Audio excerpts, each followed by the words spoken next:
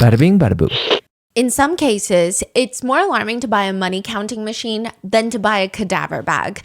You can technically freely buy both online, the money counting machines being the little things where you put in a stack of cash, it counts it for you. Some of them are really smart. They do mixed bills of cash, so there's fives, tens, hundreds in there. It'll count it. Then at some point, that was more alarming in the United States to purchase than body bags, full-on cadaver bags. In 2008, the DEA started to use blanket administrative subpoenas to vendors, people who are selling money counting machines. And they're like, we want a list of every single person who's buying a money counting machine. Basically, if you purchase one, I would imagine that you're still on some sort of federal watch list for buying that money counting machine, because why did you need one? The DEA has since stopped. There was a lot of public outrage and human rights activists arguing that it is actually abusive to Americans' right to privacy to put them on some sort of arbitrary list based solely on the fact that they purchased an item that is technically lawful to purchase. It's a lawful product. They're legally allowed to buy it. People were really upset about it until now. Now netizens are wondering, maybe we bring the list back and put some other things on the list. Because why are you allowed to go on Amazon and purchase a cadaver bag for $32? You can buy a cadaver bag online, like the ones that they use in morgues and hospitals, body bags. Depending on the quality, obviously, it's going to be a different price, but it's also going to be anywhere between somewhere to 100% leak proof for long-term storage. Some of them are going to be better sealed that prevents less odors from escaping. And body bags are not just used for human bodies, which might be why that they're so freely available on the market. Some hunters say that they use them for game, though I think that's now been labeled like a newbie mistake because you need your game meat to be able to breathe during transport. So sticking it in this heat-sealed body bag would be bad unless you're moving very quick. One hunter writes, you want to get your game out of the skin and on ice immediately. If not, you won't want to eat it, so maybe a no-go on the body bags. Aside from hunting, body bags are used by a lot of different people. Search and rescue teams for recovery missions. State emergency agencies will stockpile them for mass casualty events. Farms, sometimes vets, livestock vets, they're going to have body bags to transfer livestock to their final resting place, wherever that be, or to their cremation, their burial.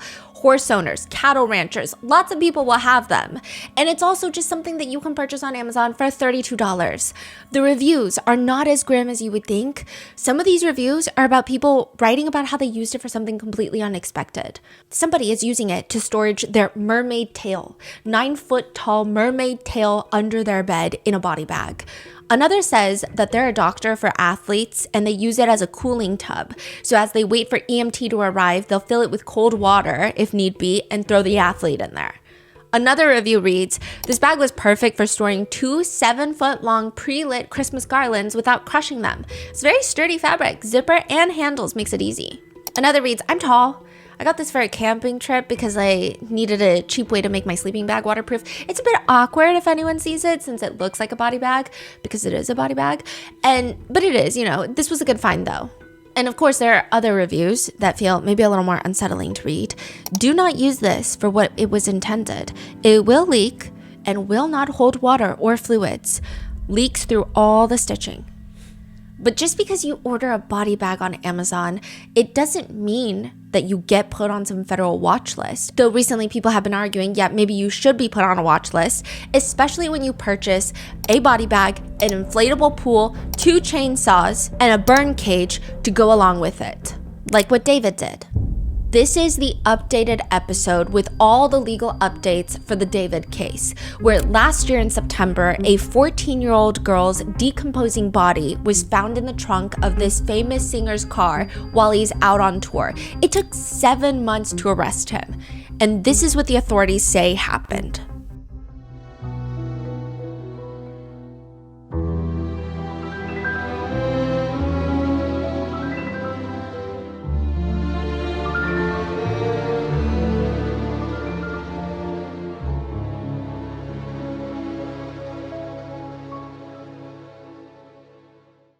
We would like to thank today's sponsors who have made it possible for Rotten Mango to support NECMEC, the National Center for Missing and Exploited Children. This episode's partnerships have also made it possible to support Rotten Mango's team of dedicated researchers. We'd also like to thank you guys for your continued support. As always, full show notes are available at rottenmangopodcast.com. Please be aware that there are mentions of grooming, CSA, CSAM, and dismemberment in relation to a 14-year-old child. This case may be extra sensitive due to the victim's age, so please don't hesitate to pause. We have 2 previous episodes on Celeste's case back when her body was first discovered. However, I would say that if you haven't seen those, maybe go watch those first. I'm still going to try my best to provide enough context and foundation to the case so that you're not completely lost as we go through the most recent case updates. Though if you ever find yourself at a point being like, oh, why don't you mention the song that he allegedly wrote in her name? Why don't you mention this? Those are probably in the first 2 episodes. Those are pretty thorough deep dives of all the internet speculation theories and comments that people had, and this is now with the legal aspect of the case, the preliminary hearing that's coming up, the arrest, and the preliminary hearing brief that the prosecutors dropped, as well as the autopsy. With that, statements, any quotes from court documents may be condensed or combined for brevity. So with that being said, let's get into it. Everyone has their own opinion on whether or not you should or should not bury your beloved family pet in your backyard. You have to weigh out your options. One person says they want to bury their family pet in their family pet's favorite spot in the backyard because that's what feels like honoring them. Another says, I mean, yeah, I get it, but I would never, because what if one day I move? Then I would rather my pet come with me, so I'm going to cremate them and then take them everywhere with me. I don't necessarily think that there's a right or wrong. It's all personal, unless you're breaking the law. It is not legal in every state, which poses a huge problem because you're grieving the loss of your family pet and then the police are investigating you, especially if you are this particular family in the Hollywood Hills. Because it is illegal to bury your pet anywhere within the city of Los Angeles in your backyard. Really? Yeah, not only that, the smell is starting to get bad. They buried their family pet. This was a big dog, a husky, back in February of 2025. This is when the weather is still very chilly in LA. And now that it's hitting the summer months, I mean, some days are okay, but anytime it gets above 70 degrees, the smell is starting to get really bad in the neighborhood. They're thinking maybe they didn't bury their beloved deep enough. And so right when they're about to take on this very alarming task, unpleasant project of digging up their family dog to rebury their remains even deeper, the smell stops. September of 2025, the smell is gone. This is right around the time that their neighbor's Tesla is also gone from being parked on the street. The smell is gone. It's getting hotter, but the smell is gone. We know now that the smell was likely not from the family dog being buried in the backyard, but this is what the family told a private investigator that had been looking into this case, that this whole time they thought it was their family pet. That's so crazy. So they've been smelling for a long time. Yeah. And now they know that it is most likely from human remains being stored in singer David's Tesla's front trunk. The smell in the neighborhood appears to have been present for months. There have been newly circulating clips. So I'm just going to... It was in the front trunk? Yeah. Front trunk is not that big. No, it's pretty small. You'll see how the body was found in a second, but I'm going to give you a timeline. April 23rd, 2025 is when prosecutors believe Celeste Rivas Hernandez was killed. July 4th of 2025, there's this live stream that's been heavily circulating and people have been dissecting every single part of it. Major news networks have been throwing it up and then they're trying to catch background noise and they're adding subtitles of a confession and it doesn't necessarily sound like it to me, but there's just a lot being dissected in this live stream that we're going to go through the entirety of. But there's this one moment that everybody is fixated on because it's July 4th, 2025. The alleged murder took place April 23rd, 2025. So this is months later.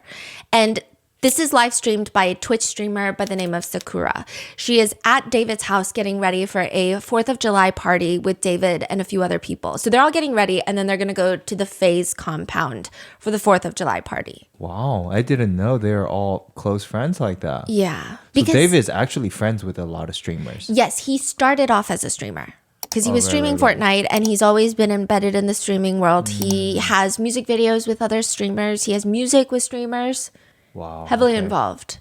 These people are going to be important later, but you have David, you have Neo, who is David's friend, and also a Twitch streamer, but I think that he's a very small-time Twitch streamer. I've never heard of him up until this case. You have Asia, another one of David's friends, and a few other people that are lingering in the background. Like I said, there's a few notable parts in this live stream that we're going to go through, but particularly there is this one shot where they're just showing around the living room, and there is a candle balanced on the very edge of the grand piano right at the entrance of this house.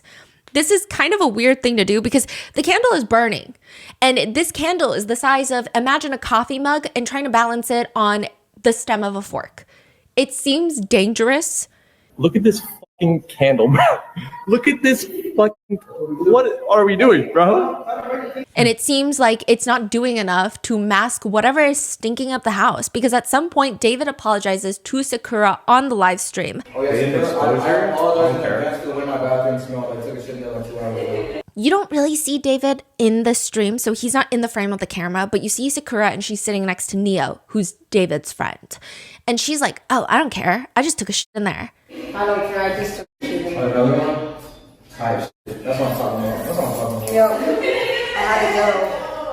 And Neo is sitting there looking very uncomfortable. Like, he's looking left, right, looking like, ugh. I mean, one could imagine that maybe Neo seems caught off guard that they're so openly discussing their bowel movements on camera. I mean, I guess some might even call it crass.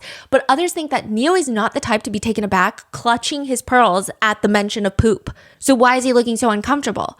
And what exactly are they even smelling? Let me run you through that timeline again so it makes sense. Celeste was killed, prosecutors believe, April 23rd of 2025. July 4th, 2025 is when this stream in question was filmed, with David apologizing to his friends about the smell in the bathroom because he pooped 2 hours ago. Then September 2025, Celeste's body is found in the front trunk of David's Tesla while he's out on tour.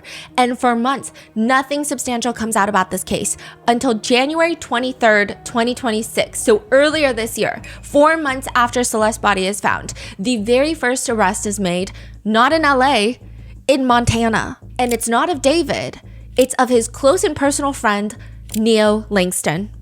Neo Langston does not seem to have a personality outside of being David's friend. You can find out a lot about Neo Langston, also nothing about Neo Langston, all at the same time. He's a Twitch streamer. Apparently he played Fortnite a lot. That's all I know. Maybe that's the common interest that he had with David, or even how they met. He just makes like very mediocre content online. I don't know how else to describe it. One video is of him standing in the room stating, motherfuckers that will go out of their way and do something for you and then expect something in return and then call themselves selfless. Like, no, motherfucker, you just a selfish, manipulative asshole. Like, get over yourself. F you. Which I think is a very mediocre, just mindless take, but he thinks it's philosophically profound the way that he's spewing it out to the camera. There's another one of him in a beanie and a hoodie staring into the camera saying, quick reminder, good people don't call themselves good people. Thanks for the reminder, Neo. Why are you smiling in your mugshot? He's arrested January of 2026 and he's smiling in his mugshot. Full smiles. He also tried his hand at stand-up before all of this. He does a little stand-up bit where he says, much dating experience, which hopefully is a shocker to y'all. I don't want y'all hearing that and be like, yeah, that makes sense. Yeah, that makes sense why he's I keep going through these like mini relationships, or as the kids call them, situationships. At the end of every single one of these situationships, the other person, and I mean this without fail, always finds the love of their life every single time. I help everyone find the love of their life, just at the expense of myself. It's just don't do that.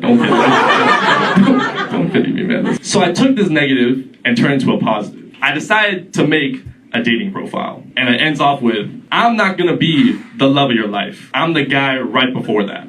So if you want to find the love of your life, do yourself a favor and date me first. He's not particularly memorable by any means, except for the fact that he was very proud to be David's one and only Asian. He actually said that. I'm David's one and only Asian, bro. No one else, just me and David. What? He gives me the type that if he and David are in the restroom and there is no toilet paper, he would gladly offer David his palm. I would say no offense, but that would be a lie because full offense is meant in that. He gets arrested at his mom's house in Montana on a warrant for failing to appear as a witness. He gets hauled back. He gets extradited to Los Angeles, where he is reportedly forced to testify in front of a grand jury in connection with David's case. I'm going to try to break down all the grand jury shenanigans as cleanly as possible. There's been so much discourse about, oh, because it wasn't a charging grand jury, it must mean that the DAs don't have enough evidence. There's a lot of discourse about it, and hopefully this clears up some of it. When we hear grand juries, typically what we picture is a charging grand jury. It's where the DA will present a structured case to the grand jurors. This is sealed. This is not public. You can't go and watch this happen. There's no judge in the room, no defense attorney, no defendant. Just the DA presenting their case to the jurors. They can bring in witnesses. They can bring in other people. I'm going to give an example. The target of our investigation is Chelsea. Chelsea, we think she stole her best friend's cat. Here are our witnesses. Her best friend's mom, her best friend, the neighbor who was an eyewitness saw her steal the cat. Here's our exhibits and all the elements of each proposed count that we want to bring on. Now please vote. Okay, Chelsea, you are now indicted with stealing a cat. Technically, that would never happen because stealing a cat in most jurisdictions would be considered a misdemeanor, and I think it would be highly unlikely for a grand jury indictment to be done over a misdemeanor. You get the point. This is just an example. In the federal system, essentially every federal felony begins with a grand jury. You need a grand jury indictment. That's what the feds do. That's not the case on a state level, like California. The choice is up to the DA, whether or not they want a grand jury indictment before arresting someone. So this is the way that it works. You can get a grand jury indictment and then arrest somebody. Or you can arrest someone and file a criminal complaint. But the most common method is you file a criminal complaint and then you arrest someone. So you don't need the grand jury indictment. I mean, that's what a lot of people picture, though, when they refer to a grand jury. It's a charging grand jury. The DA is here to get an indictment at the end. There's a different kind of grand jury. It's an investigative grand jury, and they cannot be the same. So you can't go in there and say, hey guys, I'm the DA. I'm going to start this off as an investigative grand jury, but then I might change my mind, and at the end, you guys get to vote on whether we indict. You can start another one, you can convene another one, but you can't do it in the same one. They use the same grand jurors, but the prosecutor, the DA, is not asking for a vote. They're just using the grand jury's subpoena power to investigate a case. So to give you some context, unless the police have a warrant, really at most, all they can do if you maybe saw Chelsea steal a cat is ask you politely to talk to them about what you saw. But you could also say no. But a grand jury compels you to testify. You have to come in and you have to answer these questions. Otherwise, you're going to be held in contempt of court, which is a crime, a felony. So now you are forced to come in and answer these questions. Another huge element is they're locking in testimonies. So it's not even just about forcing people to come in and testify. So also, Yes. is that what happened to Neo? He refused to come to this grand jury. Yes. Now, here's the thing, and this is going to get complicated later. We're going to do a whole deep dive into Neo in a second. But even if you don't show up, you're kind of taking the risk of maybe they're going to arrest you, maybe they're not. So this arrest is not even like about, oh, he's guilty of anything related to the crime. It's just you refuse to talk to us. So, But I think the arrest itself, people have been dissecting in terms of the LAPD going all the way to Montana to make this, or coordinating with Montana to make this arrest. yeah. It must mean that Neo knows something, or at least they thought he knows something. Maybe he doesn't know anything, they just thought so. Yeah. It's a lot of effort. Yeah. So that's the first one. You're bringing in people to testify because maybe they wouldn't otherwise. Then the second aspect of an investigative grand jury is you're locking in these testimonies. People are testifying under oath in front of the grand jurors. This transcript will always be there forever. And if the case goes to trial 2 years down the line, the prosecutor's defense, they can and will hold it against you and try to impeach you on the stand, even if you're the prosecutor's witness. So this is why prosecutors might want to bring in someone like Neo to testify. So to give you an idea, okay, let me explain. Let's say you saw Chelsea steal the cat. You're subpoenaed. You testify to the grand jurors. I saw her pick up the cat with both of her hands and she put the cat in her backpack and then she ran to the car.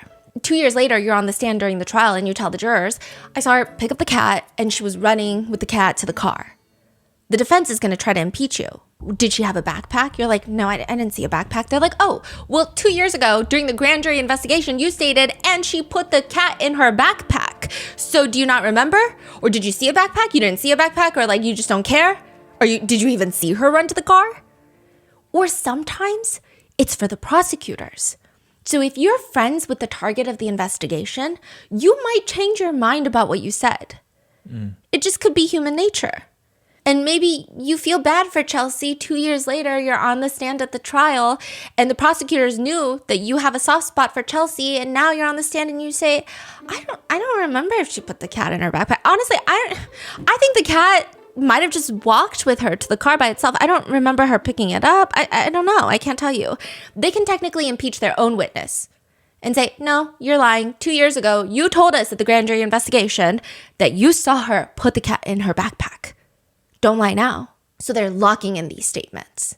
So they're like, you can't go back on your word now. We're going to impeach you with this. And there's also the secrecy element. Grand jury proceedings are sealed, which means the target of the investigation, David in this case, will not learn what others have said until years later, if he's charged. Well, in this case, it won't be years later, but it'll be later. So he doesn't know what's being said while it's happening.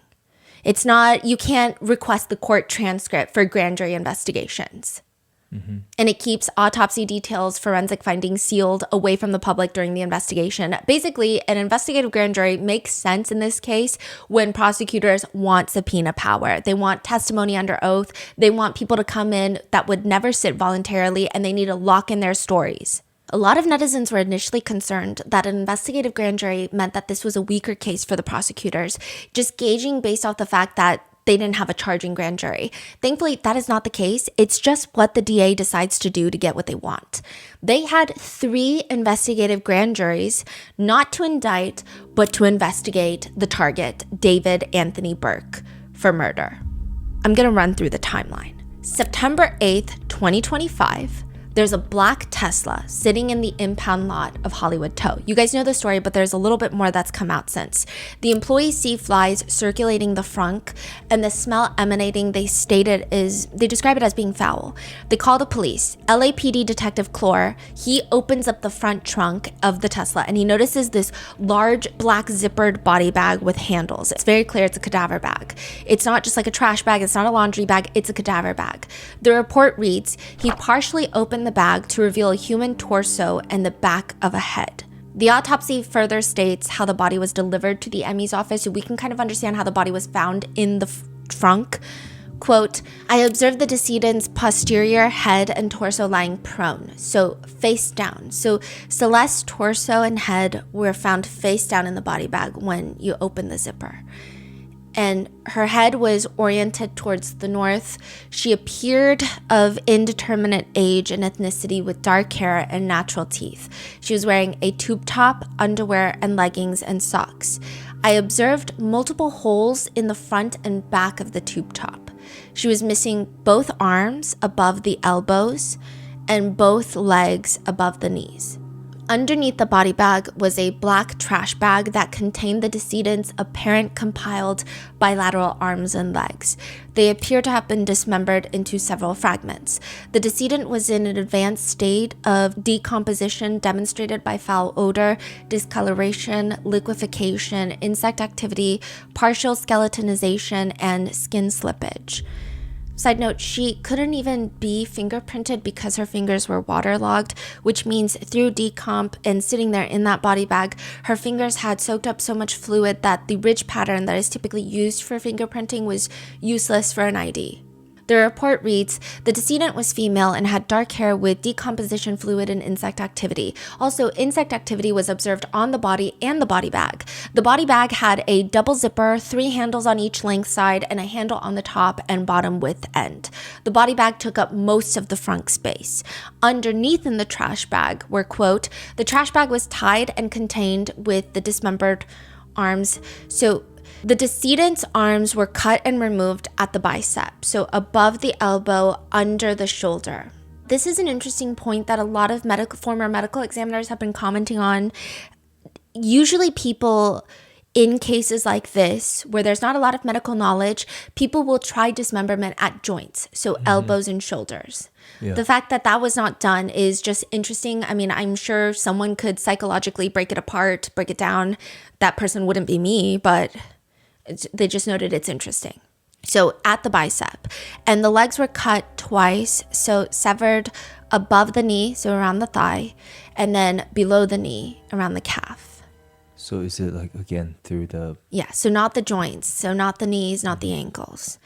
So the legs were in 4 separate pieces, and this autopsy was sealed until as of recent. This was presented to the grand jurors during the investigations, I'm sure. I mean, perhaps they received even more information, which would be likely, but the public autopsy does not indicate whether or not the dismemberment had clean cuts, how rough the cuts were. There's just a lot up for forensic debate. The report reads that on the right hand, on the inside of her right index finger, she has the sh tattoo, which David has been photographed with having a very similar tattoo, which that was like dug up. SHHH on the finger. Yes, right? like you would put your finger to your mouth and say shh, as in keep quiet. The report continues that her left eye is gone, and quote, the left ring and pinky fingers appear to have been mutilated, and I did not locate them during my scene examination. They're actually still missing. So her left ring finger and her pinky are still missing. Now, reportedly, Celeste had David's name tattooed on her left finger. I don't know if you remember, but there were pictures that were circulating on Discord where somebody was wearing what appeared to be almost like a promise ring, engagement ring, and then had David tattooed on there. Yeah. People were saying, oh, maybe that's Celeste, maybe that's Celeste. I mean, that was all up in the air for debate. It seems a little bit more solidified now, though we still can't confirm it 100%, but that's just what it appears to be. And now those 2 fingers are missing. That's in September. They have their first grand jury investigation, December of 2025, and then the third one, January of 2026. Then Thursday, April 16th, 2026. So this is 7 months and a week after finding Celeste's body in the Tesla, LAPD walk up this driveway and they are finally arresting David in a $3.5 million house in the Hollywood Hills. Not the house that David was living in when Celeste's body was found in his car. This is a new house. Really? That he's rented. And for the past 7 months, David more or less had gone radio silent. He was not publicly seen for months. A lot of people were actually under the impression that he had gone to Texas to be with his family after Celeste's body was identified. He canceled his tour. He didn't post on social media. He went dark. There were reports and rumors that he was active on Fortnite, that he was reviewing movies on a movie account, like rating system, but he doesn't publicly say anything. He's not caught by TMZ grocery shopping at Trader Joe's. He was apparently hiding out in a new rental in the Hollywood Hills for the past 7.5 months. A new house that apparently nobody knew he was hiding out in for the past 7.5 months. This house, there's a very private pool area with a cabana. It's 4-bed, 3-bath. It's a stunning house. Wow. It's in a very calm neighborhood, very close to the other house that he was living at when Celeste's body was found. Except on Thursday, this neighborhood was not so quiet. April 16th, 2026, one neighbor says she just hears on a loudspeaker, surrender. It's time to surrender, David. Time to surrender. She has no clue what's happening. I heard someone on the megaphone saying, surrender, surrender, come out. In fact, another neighbor releases video of David talking to the police who came to arrest him, and they're letting David know if he tries to run, they're going to release the canine dogs and he's going to get bit. To which David says, almost in this casual tone, I got you. I got you. If you try to run or you try to resist, you won't get hit with my lethal. It's gonna hurt. I got you. He has to come out through the gate, but he also needs to keep his hands in the air. So he asks them, all right, so the gate is locked. Do I open the gate? All right, so the gate is locked. Do I open the gate? Sir, open the gate. He opens the gate at the police's instruction and he's promptly arrested. He is by all means cooperative in the arrest. He's wearing gray sweatpants, a black hoodie. He's escorted out of this Hollywood Hills house that he's staying in with his arms behind his back. He's taken to LAPD's 77th Street Community Police Station and booked in at 10:12 p.m. as inmate number 7221640 and is held without bail. That's crazy. So you're saying that this is the first time people know that David lives in this house? One neighbor later tells the news, We were surprised to learn David was living nearby. We never saw him. We never saw him. We never saw anyone going in or out of his house. We actually assumed no one was living there. Another neighbor says all of our neighbors were kind of in a group chat, and we were like, This was kind of scary that we've been living around the corner from an accused murderer. Is he living alone though? it seems like it. That's crazy. How does he even get food, or how did he even get in there at the first place? We don't know any of this. No. Another neighbor, look, I don't know which neighbor is telling the truth. Perhaps one or some are mistaken. Maybe they're all telling the truth, but it's all kind of in the middle. But another neighbor says, well, I'm glad he's been arrested because there were parties at that house all the time. One neighbor actually told me that he's relieved that there was an arrest because he said that there have often been parties at this home. I asked if he's heard parties here recently. He said it's an ongoing problem. What? He's like, it's been an ongoing problem for me. Now, we don't know if maybe one of the neighbors got confused about which house they're talking about. Maybe he was throwing parties. We don't know. I wouldn't be surprised, in my opinion, if he was throwing parties and people were showing up. But I just don't imagine that would not get posted on social media. Yeah. Like TMZ would have picked that up in 0.2 seconds. TMZ would be at the house party. Yeah, so I don't know. Maybe he's mistaken. Maybe it's a different house. But it's the big question, though, is why now? And not that anybody is upset that he's getting arrested, but we also wanted this like 7 months ago. So why now? It's a huge question about why it took authorities 7 months to arrest this man. The DNA evidence probably was gone because there was so much deterioration of the body. Plus, the authorities wanted to talk to lots of witnesses. That probably explains the gap. We know that the DA's office did not get a grand jury indictment to arrest David. There was actually no criminal complaint filed before David's arrest, which means LAPD would have probable cause to arrest him, which makes people confused. Because, okay, so the way that it works is you get an indictment and then you arrest. That indictment means that you can arrest. The DA's office will file a criminal complaint. With that, the police are like, oh, now we can go arrest. The third way, which is the way that they did it, is the LAPD go in and they arrest. Now, for the LAPD to do that without an indictment or a criminal complaint, that means they need to have probable cause to arrest him. So that has people confused. Like, what probable cause do you have now, 7 months later, that you didn't have 7 months ago? One of the arresting officers says, we did the best we can to keep tabs on him, but once we developed probable cause to arrest him for murder, then we were on him pretty diligently. Which a lot of people are like, that makes it sound like you just got this probable cause. That this is not something that you've been sitting on for months, because at that point you should have arrested him. So like, why didn't you have that months ago and suddenly you got it in April of this year? Netizens believe that maybe police received a new big piece of evidence they didn't have before. Maybe they received forensic testing back. Maybe they got a witness statement that could be verified. Or maybe they felt like David was going to flee the country, because all of those would result in probable cause. It could be any and all of those things, or none of those things really. I mean, the DA has been rather tight-lipped about why the process took so long. They were giving the expected answers. More on that in a second. But David is charged with count 1, first-degree murder with 3 special circumstances. The special circumstances means in the state of California, he could face the death penalty. That's up to the prosecutors to decide if that's the route that they want to take. And he only has to be found guilty of 1 of the special circumstances. The first special circumstance is lying in wait. So this is on top of the murder charge. Like murder charge, special circumstance. Meaning that they're trying to prove that David concealed his purpose, that he watched and he waited for the perfect opportunity to surprise attack and kill Celeste from a position of advantage. The second special circumstance is murder for financial gain, which this is exactly what it sounds like, but technically some legal experts believe that this is actually the weakest of the 3 special circumstances, mainly because of legal wording. Some legal experts believe that protecting pre-existing income might not qualify as financial gain. So they're saying like usually in legal situations, you're talking about killing someone for inheritance, an insurance payout, or a murder for hire payment, you're gaining financial gain.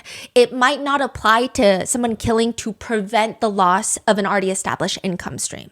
I see. Though I think that could be easily debated with prosecutors presenting the fact that he's going on tour right after allegedly killing Celeste, and that would be a new income stream. He released a new album, which is a new income stream just days after they allege David killed Celeste, 2 days after his new album drops.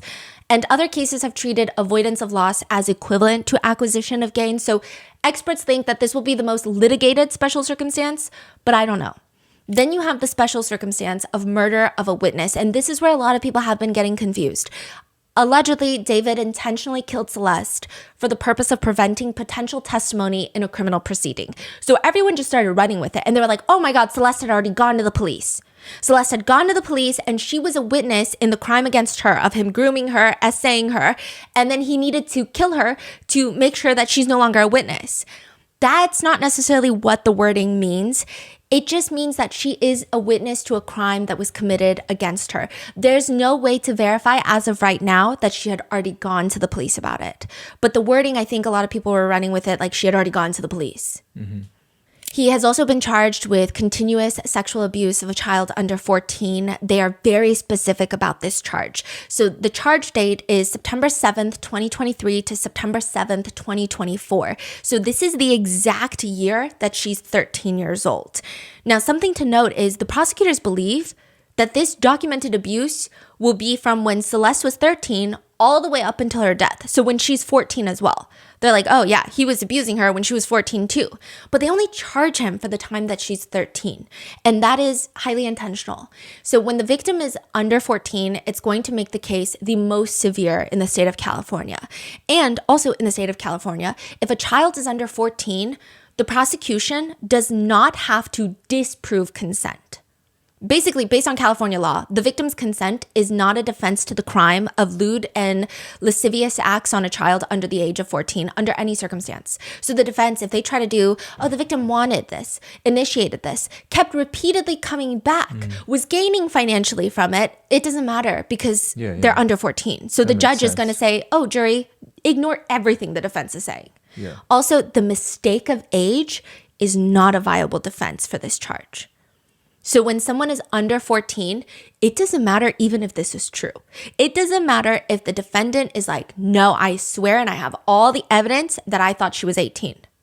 It literally doesn't matter. You can't use it as a defense. It doesn't matter. No matter how true it may be, even though I genuinely think that you can tell the age difference between someone who's 18 and 13. But even if you say the victim lied to you, doesn't matter. Again, I still think that you would have to be hit on the head a bunch of times to be deluded into believing that David didn't know Celeste's real age, but he won't be able to use this. Then count 3 is the unlawful mutilation of human remains. This is what a lot of people call the floor conviction. Even if they can't get David on the murder charge, which given the information being released thus far, I mean, albeit it is released by the prosecutors, it seems hard to imagine that they won't get him for the murder charge. But even if they don't, this is their floor conviction. They're probably, most definitely going to get him for this. And the prosecutors, they're going strong. The felony complaint reads that David, quote, with malice aforethought, murdered Celeste. It is further alleged that the murder of Celeste Rivas Hernandez was intentional and was carried out by the defendant, David Burke, for financial gain. It's further alleged that the defendant intentionally killed the victim by means of lying in wait. D.A. Hockman, this is the district attorney Hockman, he says, these charges include the most serious charges that a DA's office can bring. That is first-degree murder with special circumstances. The special circumstances being lying in wait, committing this crime for financial gain, or murdering a witness in an investigation. These special circumstances carry with it, along with the first-degree murder charge, a maximum sentence of life without the possibility of parole or the death penalty. He says, my description of these charges is not evidence that we are going to present in court. These charges, in fact, will not be evidence in the court. So this is just him legally saying, just because we charged him doesn't mean that's evidence. Evidence will be the witness testimony, the documents, and different types of admissible testimony that we will admit into court in the prosecution, and if it leads to the eventual trial of Mr. Burke, to convince a jury of 12 people beyond a reasonable doubt that each and every one of these charges is true. He later explains that, quote, there is physical evidence and there is forensic and digital evidence that we intend to present in court to prove these charges beyond a reasonable doubt. Celeste was just a child under 14 years old when David Burke allegedly engaged in a repeated lewd and lascivious sexual relations with her, but David Burke's actions did not allegedly stop there. When she threatened to expose his criminal conduct and devastate his musical career, Burke allegedly murdered her, cut up her body, and stuffed her body in 2 bags that were placed in the front trunk of his car. There, the dismembered body sat for over 4 months, decomposing until it was found at a tow yard on September 8th, 2025. This horrific and gruesome murder committed by the charged sexual predator is shocking and appalling to Celeste's loved ones. We will get the justice you seek and deserve. By the time that you're seeing this, we are now heading into the preliminary hearing for David. And there's a lot more of the weird aspects about the preliminary hearing that we're going to get into later and what to expect and like why it's working out the way that it's working. But before that, the prosecutors have decided to drop a preliminary hearing brief. A prelim is what some people are calling it. It's formally called the People's Brief regarding preliminary hearing evidence, and it's almost like a narrative timeline of what the prosecutors believe happened to Celeste. And this is, by all means, kind of unusual. Usually prosecutors don't drop a brief before the preliminary hearing. Mm-hmm. It's it's not something they shouldn't do, it's just unusual. But let's dissect it. So we already know that September 8th, 2025, Celeste's body is found in the front trunk of David's Tesla. And we all know that it seems like she had been deceased for a long time, but nobody really knew the strong, firm timeline of when she could have passed. People were just saying, oh, one friend came out anonymously on Reddit and Discord and said this is the last time they heard from her. This is just like internet ramblings of us piecing together what we thought happened. The prosecutors are like, I'll give you the timeline. The court document reads, April 23rd, 2025 is the likely date of the victim's death and when all her cellular activity ceased. So she would have been deceased for about 5 months before her body is found. We are given more detail about when the two met. So January of 2022 is when the prosecutors believe this is 3 years before her death. Celeste is 11 years old. It goes on to state, they began a sexual relationship in November 2023 when the victim was just 13 years old and the defendant was 18 years old. We're going to focus more on that time period in a second, but we're just going to go over the other findings first. Prosecutors believe that Celeste is killed April 23rd, 2025. And the night before she's killed, so April 22nd, David and Celeste get into an argument over text messages. We don't have those exact text messages right now, but it appears those will probably be introduced into evidence and will probably be key pieces for motive. The brief reads, the messages reveal the victim's jealousy over defendant's relationship with other women, as defendant led her to believe that they had a future together. She became extremely upset and threatened to disclose damaging information about her relationship with the defendant to end his career and destroy his life. Defendant's first studio album was due to be released on April 25th. So these text messages are happening April 22nd. She's killed allegedly April 23rd. And his Withered album, this is actually his first studio album, debut studio album, is scheduled to be released April 25th. Insane. And this still came out on the 25th? Yes, and he went on tour for it. He had an emerging multi-million-dollar career already in progress. This is what the prosecutors state in their brief. He also had multiple product endorsements, which were highly profitable. So back to April 23rd. So April 22nd, it seems like they were arguing over text. She was jealous. I mean, these are the words that they choose to use, right? Over his relationship with other women, could be girls, could be minors, we don't know. April 23rd, pre-sale tickets for his Withered World Tour go on pre-sale. And this is the tour that he keeps bringing a casket to each of the tour locations. Remember, we covered that in the first 2 episodes? This is that tour. He even posts on TikTok, your prayers have finally been answered. My album drops tomorrow, which you probably have to go through the Reddit trenches to find this, or go through our first 2 videos. His TikTok has since been deactivated by TikTok after his arrest. That was around 5:53 that he posted that. The brief reads that at around 8:40 p.m., April 23rd, David sends Celeste an Uber to her family house in Lake Elsinore. That Uber is now going to take her, drive about an hour and a half all the way from Lake Elsinore to David's house in the Hollywood Hills. And this ride was, by all means completed. So the prosecutors state that during this Uber ride, the two of them are communicating, I'm assuming texting. And eventually she's dropped off at his Hollywood Hills home at around 10:10 p.m. Now, the filing says, knowing he had to silence the victim before she ruined his music career as she had threatened, very soon after her arrival at his home, defendant stabbed the victim to death multiple times and stood by while she bled out. At no time did he call law enforcement or 911 or take her to an emergency room to attempt to save her life. He allegedly stabs her on the right abdomen, so injuring her liver.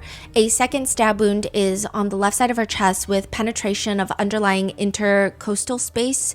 And the second stab was in her left chest area. The autopsy reads there are 2 penetrating wounds of the torso with smooth edges that may represent sharp force injuries. So, everyone's thinking a knife, but they can't in the autopsy say a knife. They can't be that specific. Stood by while she bled out. That has been a huge topic of discussion online with people saying, oh, well, how could the prosecutors write that unless someone has proof of him doing that? Was a witness there? Did a witness come by and say, oh, he stood there and watched her bled out? Others are saying this wording has been misconstrued because people have been taking it, running with it and saying he watched her bleed out, which almost insinuates that he got off on her dying and he was just watching the life drain out of her. I will say something to note is it just seems like a narrative inference to emphasize that he did nothing to save her life. So I don't necessarily think that there was a witness, at least at this point, that saw it happen or heard that he did that. It seems narrative at this point. Now, the prosecutors seem to believe that after stabbing her, he sends her a message at approximately 10:30 p.m. So she arrives at the house, 10:10. This is 20 minutes later. He sends a text message to Celeste inquiring about where she is. What time? 10:30? Yeah, 10:30 p.m. So the people are saying, the people meaning the prosecutors, they're saying this is part of the defendant's premeditated plan to cover up the murder. Like, they believe she's already dead at this time. The filing further alleges, despite knowing she was dead and her family was trying to find her, the evidence will show the defendant lied and claimed he didn't know where she was. In fact, the defendant drove to Santa Barbara County immediately after the victim died, attempting to dispose of her property and destroy evidence. We know that he makes at least 3 trips to Santa Barbara after killing Celeste. Santa Barbara is like hours away. Yeah, Santa Barbara is really far. Far, like a few hours, right? Yeah, and I remember the drive is like there's a lot of isolated parts even to get from LA to Santa Barbara, because we've made that drive before as well. And there's like lots of parts where there's not a lot of people, especially on the road that you're supposed to take. Yes. He drove like that the same night? Yeah. And then he drives like a few weeks later too.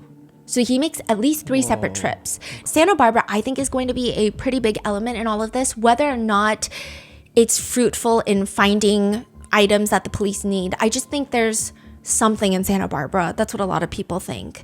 Because January of this year, Celeste's passport card was found in Santa Barbara off the highway. So this is before the arrest. And the phrasing in this document is, in fact, the defendant drove to Santa Barbara County immediately after the victim died, attempting to dispose of her property, so that could mean her ID, and destroy evidence. Is that just like clumped together, oh, her property is evidence, or could it be the murder weapon, because that hasn't been found yet? What else do they think that he could have disposed out there? Could it be the missing left ring finger and pinky finger that have still yet to be found? Or is it just the passport ID card? Why did he make so many trips? At approximately 11:30 p.m. on April 23rd, 2025, he drives to Santa Barbara. So she arrives at 10:10, he texts her at 10:30, and then 11:30, he starts driving. He calls and texts Celeste's phone as he's driving, asking where she is. The prosecutors state, again, these were acts calculated and planned to set up his defense within a very short timeline after the victim's vicious murder. He gets home early the next morning, April 24th, 2025, and he does this quick radio interview for the release of his album. That's all the prosecutors give us, a radio interview. People have been dissecting it. So the Zach Sang Show interview comes out, but that was actually filmed early in April. I will say the date hasn't been confirmed, but it seems like it was not that interview because he talks about Coachella. He talks about going to Coachella. He talks about preparing for Coachella, which happened before. I'm practicing new flips for Coachella. What? New flips. You're gonna flip? Yeah. Then people have brought up a different interview, the Songwriter Universe interview. And I will say that he does sound really tired in it. It's like an 11-minute audio interview. He sounds exhausted. Basically, it was a very, very unorthodox way of getting into music. I was never very musically inclined my entire life. I never really focused on music or had a drive or a passion for music. Usually in interviews, he gets off on explaining his creative process and being the most creative person in the room. But this interview, it just seems like he's, oh yeah, so I got my start in my sister's closet with my phone in BandLab, and I was just, this is how I started because I didn't want Fortnite I was getting copyrighted on my Fortnite streams, blah, blah, blah, blah, blah. It just seemed very less enthusiastic, less sidetracking thoughts, which usually he's a fan of. However, I will say there are parts in the interview where they say, oh, your album comes out later in April. Right. So that wording makes it sound like it's not. Mm-hmm. So people haven't found the exact interview? Mm-hmm. So we don't know exactly which radio interview this is. I'm sure we'll probably find out if this progresses to a trial. But around that time, so this is again, the day after killing Celeste, he does this radio interview and, quote, he sent 2 additional texts to the victim's phone that day, which obviously went unanswered because she was already dead. Again, I guess this is his way of trying to create some sort of alibi and excuse. But the crazy part is prosecutors allege after April 26th, defendant never attempted to contact her again. So he really only does this. He only puts up this ruse for like 3 days. The day after allegedly killing Celeste, he's doing the radio interview and he orders something on Postmates, which is basically Uber Eats. He orders a shovel from Home Depot. That same day, he apparently goes on a live stream. There's not a whole lot of clips online, but the timeline seems to match up to this day. But don't quote me on it. It's not confirmed. This is allegedly 18 hours after allegedly killing Celeste, and he's just talking about his Fortnite locker. So with the release of his album, because he's been obsessed with Fortnite since day one, he did a song for Fortnite that you can use without copyright. Like, it was a whole thing. It was supposed to be a full circle moment, and Fortnite also released a locker that you could get, which has a bunch of David merch or David items that you can refund them if you purchase them, by the way. And the whole stream, he seemingly cannot stop blurting out words. Like, one person is just commenting, like, his energy is so strange because he's just rambling. It's like he's filling a word count. What is he doing? Just on Fortnite, he's like, look at my locker. Oh yeah, one day I'm gonna get a skin. Oh, that's my dream to get a skin. Yeah, I'm a furry. Like, he's literally just, it sounds like he's on drugs, I would say. He seems manic. You get the skin, it's gonna be a monumentous moment. Monumented moment. Yes, I'm so hyped, bro. He seems, I don't know if it's the adrenaline high. I don't know if he's on drugs to push through. I don't know. Another person just comments, bear in mind, he just had his first album released. He just killed someone. He's probably on drugs. Guy's brain must have been going like 1,000,000 miles per hour. Another notes, his energy is definitely off. At one point, he can't stop talking, probably to take any thoughts out of his brain. Another comment addresses people saying that David was feeling euphoric after killing Celeste. So a lot of people have interpreted this clip as like, look at him. He's on cloud 9. He's getting high from the kill. One comment writes, I feel like people really fetishize him as some sort of Ted Bundy type. It's probably anxiety and stimulants. Even if he felt like it was the perfect crime, everyone would have had some sort of anxiety. And that's not to humanize him, you know. It's apparently after this live stream that he attends an album release party held for him at the 100 Thieves compound. He's wearing sunglasses and he looks, at least from the outside perspective, completely normal. He's very smiley, as one would be expected to be for an album release party. He's thanking, he's hugging people. A few things that people noted is that he appears to be wearing a silver Hello Kitty bow ring on one finger. Some people suspect that it was Celeste. It's kind of crazy that from that point on, everything is almost recorded to the public. Documented, yeah. It was live, and people were living through it with him without knowing what's going on. There are points that he even uses words like dismemberment when he's discussing something else after the alleged date of the dismemberment. So there's just a lot that comes out online. And usually I try to be a little bit cautious and wary of tying things that people post online to exact state of minds, because I just feel like you get disproven so many times during the trial. Like, that wasn't even the timeline. There's just a lot up for debate. But I will say with this case, it gets harder and harder not to do it. Even his lyrics, usually I'm not big on like, oh guys, this is what his lyrics said, so it must mean he was planning it all along. But it's just there's so much overlap of weird coincidences, as well as the fact that he used her voice in some of his songs.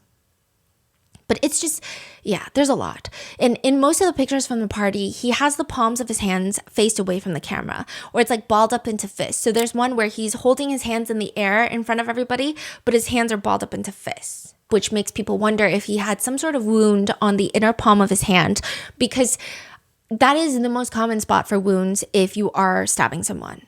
It is very hard to stab someone without sustaining some sort of injury. Because of all the blood, there's usually some slippage of the knife, and that would be on the palm.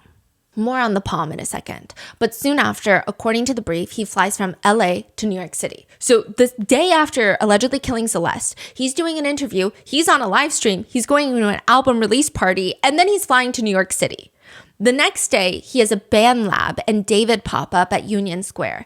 He's performing and he's singing his song Afterlife, which is on his new Withered album, at the band lab pop up. And we discussed this, but we didn't know the timeline. He breaks down crying mid-song. He's like singing Afterlife and he's crying. Right. This was the day after? 2 days after. Whoa. He was like on the ground, kneeling on the ground, right? No, so that's the Houston concert that's coming up in like a few days. But this is him on this bar stool. Uh-huh. He's wearing his bonnet, his sunglasses, and he's like hunched over on his mic. Wow, this is... Notable lyrics for Afterlife include, "The devil told me you were good for me. My mother told me he would lie. What doesn't kill you waits for later. I thought a girl would make me happy. Real love is not for sale. I'm still by your side. I crossed it with you. And when I die, you're holding the knife. I'll love you even from the afterlife." It does appear that this song holds a lot of importance for him because in a previous Zach Sang interview, but this would have been filmed probably before Celeste died, Zach Sang is asking, so what stage of the withered, is dying? Withered is dying. So you're going into dust, but you're coming back again. Is that what I'm getting through these 14 records? It's definitely like a resurrection type of thing. So, but by the end of the project, it's done. So that's why the last track is called Afterlife. That's like the final blow, He says that he went through a lot to write this album. In the process of, getting outside my house and exploring the world and finding friends, losing friends, finding relationships, losing relationships, it's just everything has kind of been shaping and leading up to this project in such a domino effect way. This album is my life. Like, Withered is my life. Petals to Thorns and Lost Petals are what I wanted my life to be, and then Withered is my life. So he's talking about his mini EPs, the Petals to Thorns and Lost Petals. April 25th, 2025, he posts another TikTok where he writes, "My album is out, let's fucking go." And the caption reads, "No more side quests, you guys can't bully me anymore, ha ha ha ha." And he's singing to one of his songs, "Is This Really Love?" Potentially relevant lyrics include, "Is this really love? You said you never meant to hurt me, but baby, I know this is how it goes. And if there is a world where you're not leaving, then darling, I need to know, is this really love? You may have called my bluff, but you've been acting up. Hating you ain't enough, I just want my love back." One thing people have found interesting is he keeps opening his hand, his right hand, like he keeps singing to "Is This Really Love?" and opening it like a hi. And there's this red cross on the palm of his hand. And in the center, it reads Jesus, but it's almost like a scribbly red temporary tattoo. Some people think that this temporary tattoo is covering up a scar because it just looks really bizarrely done. I will say that he does typically draw crosses on his hand, but in black ink. So this is at least the first time I've seen it in red ink with Jesus written on the inside. But also the fact that he keeps showing it to the camera, people thought was weird, that maybe he's trying to hide it in plain sight. Interesting. Okay. It could just be a temporary tattoo. Some netizens believe that he got this temporary tattoo before killing Celeste. So it's really hard to gauge the timeline because a lot of his stuff has been taken down. So you're kind of just going off of screenshots on Reddit that you're like, oh, well, this person is saying that it's that, so it must be that. Mm-hmm.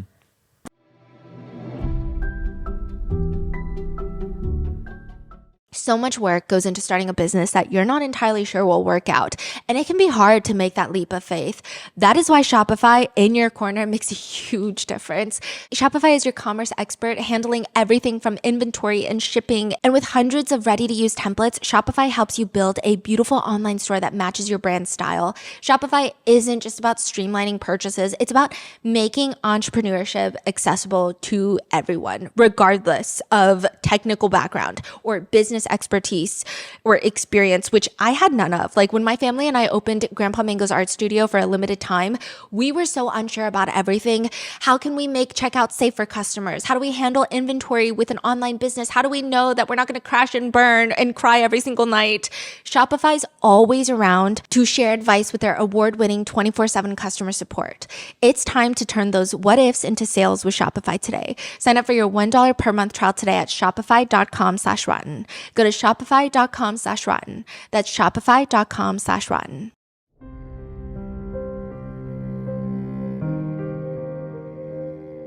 That same day, he posts another TikTok asking, what's your favorite song on my album so far? And it's a TikTok of him and his sister lip syncing to Is This Really Love? And in the caption, he writes, my favorites are Friend Again, Say It Back, and Ghost. Wait, he has a sister too? Yeah. So you say he had a little brother? He has a little brother, Caleb, and he has a little sister. And he would bring his little sister up on stage frequently. How old? During his tour. She looks to be about 10. Oh my, wow. And the only reason that I'm pointing out these lyrics now is he posted this a few days after Celeste allegedly was killed. So the fact that he's singling out these 3 songs, and most of the TikToks that he was posting in this point, he's really pushing the song Is This Really Love? All the TikToks, that's the song playing. He's reposting people using the song Is This Really Love? Now he says, Friend Again, Say It Back, and Ghost. I don't know if there's some sort of like obligation that you have to promote certain songs in an album, or if this is some sort of inner looking into his psyche at the time, but relevant lyrics for Friend Again include, think we should settle down. That's what I told her. I should have been bolder. She said, I'm not the one. I used to be her everything and now she doesn't answer me. I think I'm coming down, but it's not over. I'm losing my composure, letting you get to me. Good thing we're older now, but I still want her. Now you're lonely. You need company. Please don't call me. I won't be your friend again. Relevant and discussed lyrics for the song Say It Back include, I love you like I'm supposed to, but you don't say it back. You never say it back. So now I hate you and I hope it breaks you. I won't take it back. Talking to the walls inside my room, the voices in my head, girl. Relevant and discussed lyrics for Ghost read, oh, heaven or hell, we will meet. Lucky me, just to have met. Torture me, I can't forget. He might have you, but I've got your ghost, and we both know that's the real you. And God knows it's true, I love you the most, but we both know what I have to do. Eyes looking right through me, why can't I hear your heartbeat? Just a dream, don't wake me up. Make-believe fantasy, dance with me under the moon above. He states those are his 3 favorite tracks from the album. April 27th, he does an album release show in his hometown, Houston. He closes with Afterlife, and he apparently sings it back to back or like 3 times. Some people are saying it was back to back, just twice. Some people are saying it was 3 times. So take this with a grain of salt. But someone had commented, I was at his concert, the vibes were so off. Also, he sang his song Afterlife like 3 times at the end. This is where he's crying. He's like breaking down, singing Afterlife, just full on eyes closed, holding his chest. At one point, it appears that he's rocking back and forth almost, singing. And it looks like he's wearing the same bandana that Celeste was pictured in previously. Do you know which one I'm talking about? There's a picture where it's like her side profile from a party that was posted on Instagram. Mm-hmm. And she's wearing a bandana. He's wearing the same bandana. And yeah, I understand that hindsight is like a huge thing for cases like this, but there is a comment on TikTok. This is before Celeste's body is found in David's car. And it's a comment about his Afterlife performance in Houston. And the comment reads, I wonder what was on his mind. Did he really love the song or did someone he loved die? So they're saying like it just feels like something happened. And this is before Celeste's body is found. So this is not hindsight of like, oh, we knew it. This is his guilt showing through, which I'm saying these are valid comments, but this is like truly, this person did not know. Mm-hmm. Another comment reads, I think it's creepy to see him crying, performing like this, and he keeps looking into the crowd. So originally, before Celeste's body was found, a lot of people were using his Houston show as, oh, this is David's I made it moment. So you know how people like to make edits of pop stars and singers being like, when's their I made it moment? Because he's looking out into the crowd, he's crying, he's emotional. This is his studio album being released. People are commenting, I think it's creepy because he's looking into the crowd like, this is what I did this for, because we now know she's threatened to end his career and ruin his life. It's almost as if he's singing and crying the lyrics and thinking about it in a way of like, you made me do this, why did you make me do this, while also feeling justified of what he did because he gets to continue to live his dreams. And this is, again, not the netizen being like, I agree with him, but they're thinking like, this is what he's probably thinking because he's sick and twisted. During the show, he brings his little sister on stage with him, and it seems like for the rest of the tour, he's spending a lot of time with his family. Whether that be because he's on tour and they want to support him, I'm sure that's part of it. Whether that he requested them be there with him as some sort of emotional support, it's unclear. Who's in his family then? I think his dad stayed back. His dad is an attorney. Yeah. Yeah, he works for Brown Rudnick, huge law firm. His dad is a civil litigator for... David's dad? Yeah, he's an attorney. What? Yeah, which is why a lot of people thought that he was so silent from the beginning, because you would expect someone his age that had been so reckless thus far to maybe make a reckless post online, but it seems like he got advice from his dad and shut up. Oh, that's crazy. Yeah. I didn't know that. Yeah, Brown Rudnick as well. So huge law firm, big law. And mom was a teacher. I don't know if she still is a teacher, but mom, brother, and sister are seen a lot on his TikToks throughout this tour, like going to Asia with him. It's very eerie to know that David's sister is probably closer in age to Celeste than he was. I mean, that's not insinuating anything. It's just netizens are saying, seeing him around his sister, knowing that Celeste was 11 when he started talking to her, it just gives you an idea of how young 11 is. Yeah. April 26, 2025, he posts on X lyrics to one of his songs, Where Did It Go Wrong? And this is very interesting because this is not a song that is on his Withered album. This is a song back from 2024. So he's just like, I don't know if he's feeling something about this song all of a sudden. And it's suspected that Celeste's voice is in the end of it. So a lot of people have been dissecting this one. Notable lyrics include, Where did it go wrong with you? I don't belong with you. It's a tragedy. I really thought you were meant for me. I guess you're not, and I can't believe you. I really want to leave you. How could you lie to me? Every kiss put a cavity between my lips. I really can't believe you. I don't want to see you. I've got to make up my mind, but I'm wasting time. I might die. I don't want to die. You give me bad luck. I can't take it no more. Baby, don't trip on me. Baby, why can't you see? And I don't mean to sound conceited, but I'm the reason you're still breathing. I wish I never met you. I even second guessed you, but I was in too deep. I can't leave. I couldn't let you walk away from everything. I thought you were everything. You told me I was special, girl, but that does not mean anything to me. It don't mean anything to me. And at the end, you hear what sounds like Celeste's voice saying, You were special, David. You're special, David. When I say it sounds like, it's not like a murmured, a girl's voice, but it kind of sounds like a hum. It's straight up a girl saying, You're special, David. It just, we don't know if it's Celeste, though it does sound like her. This song is back from 2024. So like I said, this is not part of his new album. But the caption just reads, 3 different flows in 60 seconds, man, I love music. Yeah. The next day, he's back to posting about the Withered album. By April 29th, he's in Brooklyn performing again, bringing his family on stage. April 30th, he's just spamming on Twitter. Petals to Thorns, Decay, Happy Indie, Alternative Rock, Summer, Empty the Clip, and I'm in Love. 11 p.m. 11 p.m. is a song. Now I know who the OGs are. So he's not even home after this happened. He's like doing a whole tour everywhere. Yeah, he's like back and forth. Meanwhile, we don't know what's... No, because especially this time, we know that the prosecutors believe that on or about May 5th is when he dismembered Celeste. So between April 23rd and May 5th, the 12 days, we don't know where she was. And he's just recording music. He's not even seemingly busy because he's like, oh, I'm going to re-record one of my old songs that never released called 11 p.m. Only the OGs know it. And then he drops a re-recording of him. And then he's like, oh, wait, actually, you guys told me the vocals aren't so high. So I'm going to do it a little bit deeper. And then he re-records it and posts it on Twitter. He like keeps posting these on Twitter. In the 12 days? Yeah, in between the 12 days. Now, the very next important day is the first week of May. It's a huge pivotal point for the prosecution. They state in their brief that May 1st, 2025, he gets a few Amazon deliveries: body bag, laundry bags, inflatable pool, and 2 chainsaws. They're all delivered under the name Victoria Mendez. Now, there's a whole debate about whether or not David is dumb enough to believe that the fake name would throw investigators off. I actually think he's dumber than that. I tend not to believe that he was doing this for investigators. I tend to believe that he was so audacious that he didn't think that he was going to get caught at all. Because if I'm not mistaken, I don't know many people, especially maybe public figures, who order anything under their names. So I think that his Amazon account has always been Victoria Mendez.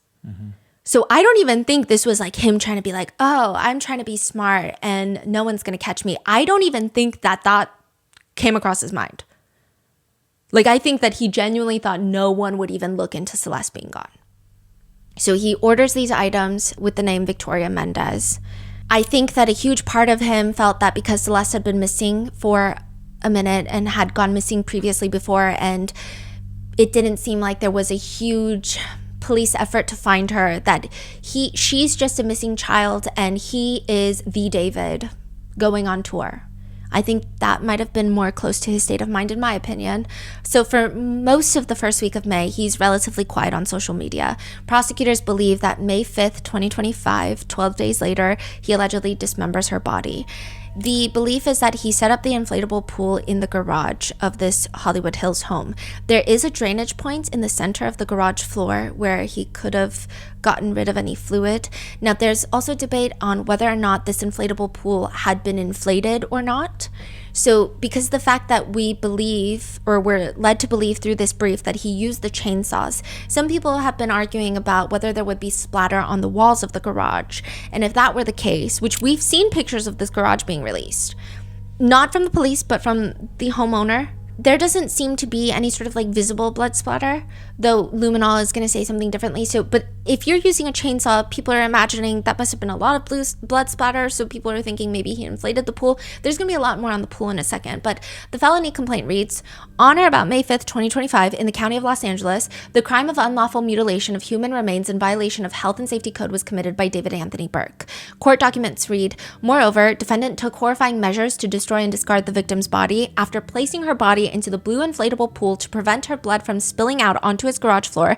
Defendant used a chainsaw and perhaps other tools to cut off her limbs. Small blue plastic fragments were found embedded in the victim's remains, which were collected by the LA County's Medical Examiner's Department. The fragments were analyzed by the LAPD's Forensic Science Division Trace Analysis Unit. An expert was able to make a physical match from the blue fragments found inside of Celeste to the blue inflatable pool purchased by the defendant in May of 2025.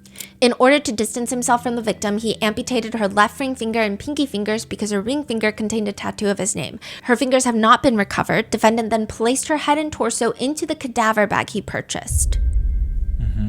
Then he placed her limbs into a garbage bag, which he deposited into the front trunk. So he put the garbage bags of limbs first and then the cadaver bag on top.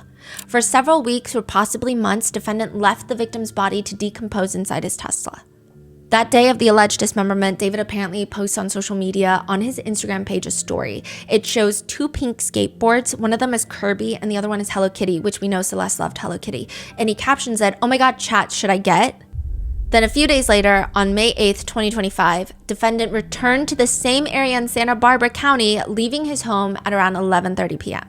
He returned to the same area again on May 31st, 2025. So remember the day that he allegedly killed Celeste, he goes to Santa Barbara. Yep. Then he goes 2 more days after the alleged dismemberment date. So some people think that maybe he took the shovel out there and he was trying to think of burying her entire body, or maybe he just buried her fingers. Those are speculations, obviously. But like, why did he go to Santa Barbara twice? We don't know. Twice at this point, 3 times in total. There's just a lot of questions to this. All we know for sure, at least as of right now, is he purchased these items. They were delivered to his address. Celeste was dismembered at some point. But why this date? Like, why May 5th? How did they settle on May 5th? I mean, they keep it a little vague and say on or about May 5th. But still, May 5th is very precise. It's not the first week of May. Yeah. But also, where was her body for the 12 alleged days between him allegedly killing her and then allegedly dismembering her? More on this later because it's a huge point of contention. Some people are saying she was put in a freezer, like it's a whole thing. But a few days afterwards, May 13th, he's in Asia for his world tour.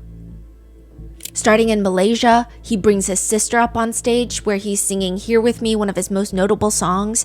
He continues to post videos of him and his sister and even his mom posting TikToks with the song Afterlife. May 17th, he posts a TikTok in cosplay and he's dancing along to his own song. And he's holding this pickaxe and a katana. And he starts stabbing, like air stabbing, while screaming out loud and staring into the camera. Which would just be like a little over a week after prosecutors believe Celeste was dismembered. And to even be able to go on camera as a joke after allegedly dismembering someone and to make stabbing motions, netizens think to some degree it seems like he gets off on knowing that he's going to get away with it. Some people think that he's trying too hard to almost hide in plain sight. Because maybe it's reverse psychology. Like you wouldn't think that a killer would do this. So maybe he's trying to get away with it by doing the things that we don't think a killer would do. Some people think that he is a Ted Bundy in the making. I mean, I think netizens' reactions are just all over the place with this part. But he doesn't seem particularly anxious. Yeah. And some people are saying, like, would he not want to project a soft image? Like, why wouldn't that be the plan? Like, he seems like why wouldn't he go this far? Yeah. The document continues. He lied to friends, business associates, and others who noticed the strong smell of decay in and around his home and vehicle. July 7th, so this is after the 4th of July party live stream. He orders a burn cage on Amazon to his house, again under a fake name, and the plan was... What's a burn cage? A burn cage, okay, so it doesn't appear to have been used, by the way, but it's a stainless steel container that has these little pockets to let in air, and you put a bunch of things that you want to incinerate in there, and then you light it on fire. Okay. Yeah. So just for you to get rid of something? Mm-hmm. Yeah. It's a What burn do people cage. usually get rid of? I couldn't tell you. Okay. I would imagine probably mulch, like... Okay. Maybe not mulch, but yeah. Is it huge or? I would say it's big enough to fit things of substantial size in there. It's not going to be like a commercial burn cage. You can get them in different sizes, but this one I would say is maybe like from the pictures that the PI released later on, because the PI was hired by the homeowner. We're going to get there in a second, but maybe like a carry-on suitcase size, but wider, obviously, maybe thicker. Okay. More uniform. 2 days before ordering that, he's on TikTok with a blue bob wig that a lot of people, when this case first broke out, speculated of being Celeste's wig because she appears to have worn something similar before. Then another important date is July 29th. Prosecutors allege that he, David, was the last person to drive his Tesla July 29th. So nobody drives the Tesla from July 29th to like September. And they write, quote, before leaving on his concert tour at the end of July, he parked his Tesla on the street around the corner from his home. And he's on tour, he's doing interviews, he's dropping the deluxe. So he's preparing for the deluxe album of Withered. He posts 2 more songs, bonus tracks for Withered. He's performing on stage. He does an interview with Complex where he mentions that his phone got stolen. And he says, quote, yeah, I checked my location on my phone this morning and it's in China getting dismembered. Tragic. Yeah, I checked my location on my other phone this morning. It's in China right now getting dismembered, so tragic. So this is, again, after the date of the alleged dismemberment. July and August, he's heavily promoting all of his new songs. And from July to September, he's doing a lot of odd things on social media. And even from September up until his eventual arrest in April, there are things that people have been piecing together, thinking that he had this reviewing movie account on Letterboxd and was reviewing very specific types of movies. There have been people coming out to say, hey, look, I DM'd David and he responded back after Celeste's body was found when he was basically in hiding. These are our DMs. And there's lots of theories about what exactly he did with, what was his plan? I mean, I think that's like a huge thing that people have been discussing because it just doesn't make sense. He was just going to leave Celeste in his Tesla for how long? Until forever? and just leave it parked on the street and do nothing. Like, people just don't understand what's happening. And I've tried to compile and break down the netizen theories into very clear to understand theories that people have formulated. In the 4th of July live stream that the Twitch streamer Sakura was filming, there's a moment. So the whole live stream, I'm just going to give you some context. This is the part of the live stream that people have been piecing together and clipping and posting. It's gone viral because a lot of people think that there's clues in there, foreshadowing. There's just a lot. But she is primarily getting ready in one of David's bathrooms. I don't think that this is his primary bathroom. There were a lot of people believing it was, because I watched like all 2 hours of it, and it seems like a secondary bathroom, because at one point Sakura is looking for Q-tips, and Asia, who's David's friend, who's also getting ready with her for this 4th of July party, is like, oh, I think there's Q-tips in David's bathroom. Is there Q-tips in here? Q-tips? I think there's Q-tips in David's bathroom. So this seems like maybe a guest bath. They're getting ready most of the time, and it's primarily just Sakura and Asia. Neo and David are kind of in and out of the bathroom. And then once they're done getting ready, they get changed, and Sakura orders food to the house, which she proceeds to eat in the bathroom. Now, a lot of people have like picked up on that, and they're making comments about that. I think it's just like a thing that streamers do because they don't want to set up too many frames. A lot of the video, they're also very stressed about doxing, of showing too much of the house where people find out exactly where the house is in the hills. So maybe it's just convenient. But she has her camera set up near the bathtub. She's sitting on the ground. Neo comes in and is sitting next to her. She eats. David apologizes for the smell, and she's like, don't worry about it. I also took a shit. Oh, yes, I apologize in advance for the way my bathroom smelled. I took a shit there like 2 hours ago. I don't care, I just took a shit. Another one? Type shit. That's what I'm talking about. That's what I'm talking about. Yep. I had to go. And then eventually she leaves her phone and she just leaves. So she's like, oh, I gotta go do something. She leaves the live stream. There's people still watching. David and Neo are now standing there. And netizens say David starts looking a little concerned. And he's like, where did they go? Where did they go? And Neo responds, oh, they went to the bathroom. And David looks behind him, where there's a water closet in the bathroom, like a toilet in there. And he's like, there's a toilet right there. Entertainment shop. Shit, I got y'all. What's good, y'all? They're in the bathroom. There's a toilet right there. Yeah, but like, no, we're not. And then David kind of blinks and he walks out, and you can hear him instructing them which bathroom to use. All of us in here, just hearing. Pissing stream. Go to the one. Now, I don't necessarily think that there is a body in the house at that point, because that would be incredibly ballsy. But maybe there's places where there could be evidence of something, is what most netizens believe. The prosecutor said the body has been in the car.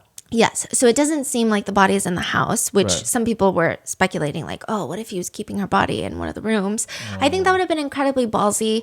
I don't think risky. I don't think that he would have done that. Now, he walks out, instructs them on the specific bathroom, and throughout the stream, you're going to hear them reference a woman named Celeste, who is also there during the live stream. Welcome, Celeste. Celeste is right here, but she doesn't want to be in stream because she's weird. Celeste, a lot of things you think you can say, don't say. And at first, people thought this was proof that a lot of live streamers knew about Celeste, right? Because they're like, oh, Celeste is here, but she doesn't want to be on camera. Neo keeps saying, like, Celeste is here, but she doesn't want to be on the stream. People thought it was the Celeste, but it's not, because at this point, she would be deceased. Now, Celeste Herrera is the one that they're talking about. And if you remember the original 2 videos that we made, there is an older Celeste, an of-age Celeste, that was commonly referred to as decoy Celeste. Netizens felt like David brought this of-age Celeste into his life so that when people ask about Celeste, he can say, oh, you guys are getting confused. I never dated this minor named Celeste. I was dating this girl named Celeste, and she's an adult. And some people say that she even looks similar to the real Celeste, though I don't know if that's true. People think that this was his way of causing confusion about who was really with him at these concerts and at these events. But there's this very interesting moment where David takes the live stream camera. He's holding it around like he's almost like a selfie video, right? But it's a live stream. And he turns to the side and shows Celeste, who has not wanted to be on camera this entire time. And everyone's been like, oh, Celeste is here, but she doesn't want to be on camera. Celeste is here, but she doesn't want to be on camera. He picks it up and intentionally shows her, or at least in my feeling, it feels intentional. And he goes, ooh, sorry. And she's like, what the heck? Oh! Ah! Sorry. Excuse me. that was the end of the Yeah. action? Yeah. But it almost seems like he's doing it to be like, oh, well, there's a missing girl named Celeste that I have ties to, so I'm showing everyone it's not that person. It's just like a really weird moment. Really weird. Yeah. One of the girls, this is another point of the live stream that has been picked apart. One of the girls tells David that he needs to get the bug spray because there's little spiders everywhere. To which he calmly responds, oh, for real? They ask her and she responds that it's not the oval ones. David, you need to get bug spray. There's little spiders everywhere. That's what it sounds like she's saying. Now, some netizens believe that oval ones, she could be referencing maggots, but I don't know if that's like a common way that someone would refer to oval ones. Oh, it's bugs, but they're not the oval one. I think it would be very hard to not be able to clearly, distinctly differentiate between spiders and maggots. Mm-hmm. So that's also weird. I guess she could be referring to American house spiders, which are like a little more oval in shape. But that's also weird to differentiate. Like when you see spiders in someone's house, you're not going to be like, oh, it's this subspecies of spiders, the American house spider that I'm finding in your house. So what do you think why they... We don't know, but it seems like there's lots of bugs in the house. Maybe even different types of bugs. And you can hear someone saying like, oh, there's, a bug spray near the staircase railing. So it seems like there's bug spray readily available. Now, I will say that spiders are very attracted to decomposing bodies. They're not attracted in the sense that maggots are. Maggots will actually feast off of decomposing flesh. Mm-hmm. Spiders feast off of maggots and flies. So they're not attracted to the body itself, but they are predators of what the body attracts. So, but I also know that just from the live stream footage and clips, he seems like he likes to live in disarray. There's food and trash everywhere. So I don't know. Then at one point, people say that you can hear David and Neo having a separate conversation in the background. And this is where people point the finger a lot at Neo, but Neo, it sounds like he's saying, oh, I forgot. And it sounds like David is saying something like, oh, you forgot about the car, huh? Wow, son. I'm just gonna cover the cam. I didn't even do that. Now, some people are insinuating that this is, oh, Neo knows that he needs to move the Tesla and he forgot to move the Tesla and David is upset. And this is maybe when they first started moving the Tesla. But I will say it maybe could also be referencing an Uber because pretty quickly after that conversation, they go outside and get into a car to go to the 4th of July party. So it could be that. And I don't know. Now, there's another part that even people like Nancy Grace have been showing on her channel, which it's Asia and Sakura are in the bathroom getting ready. And in the background, you can hear the other Celeste talking and it sounds...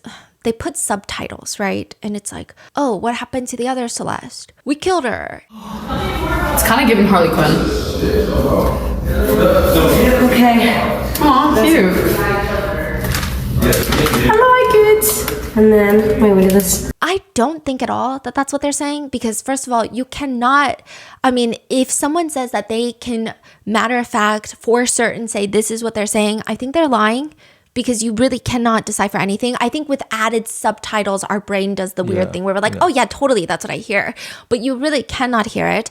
And second of all, I don't think that they're that dumb.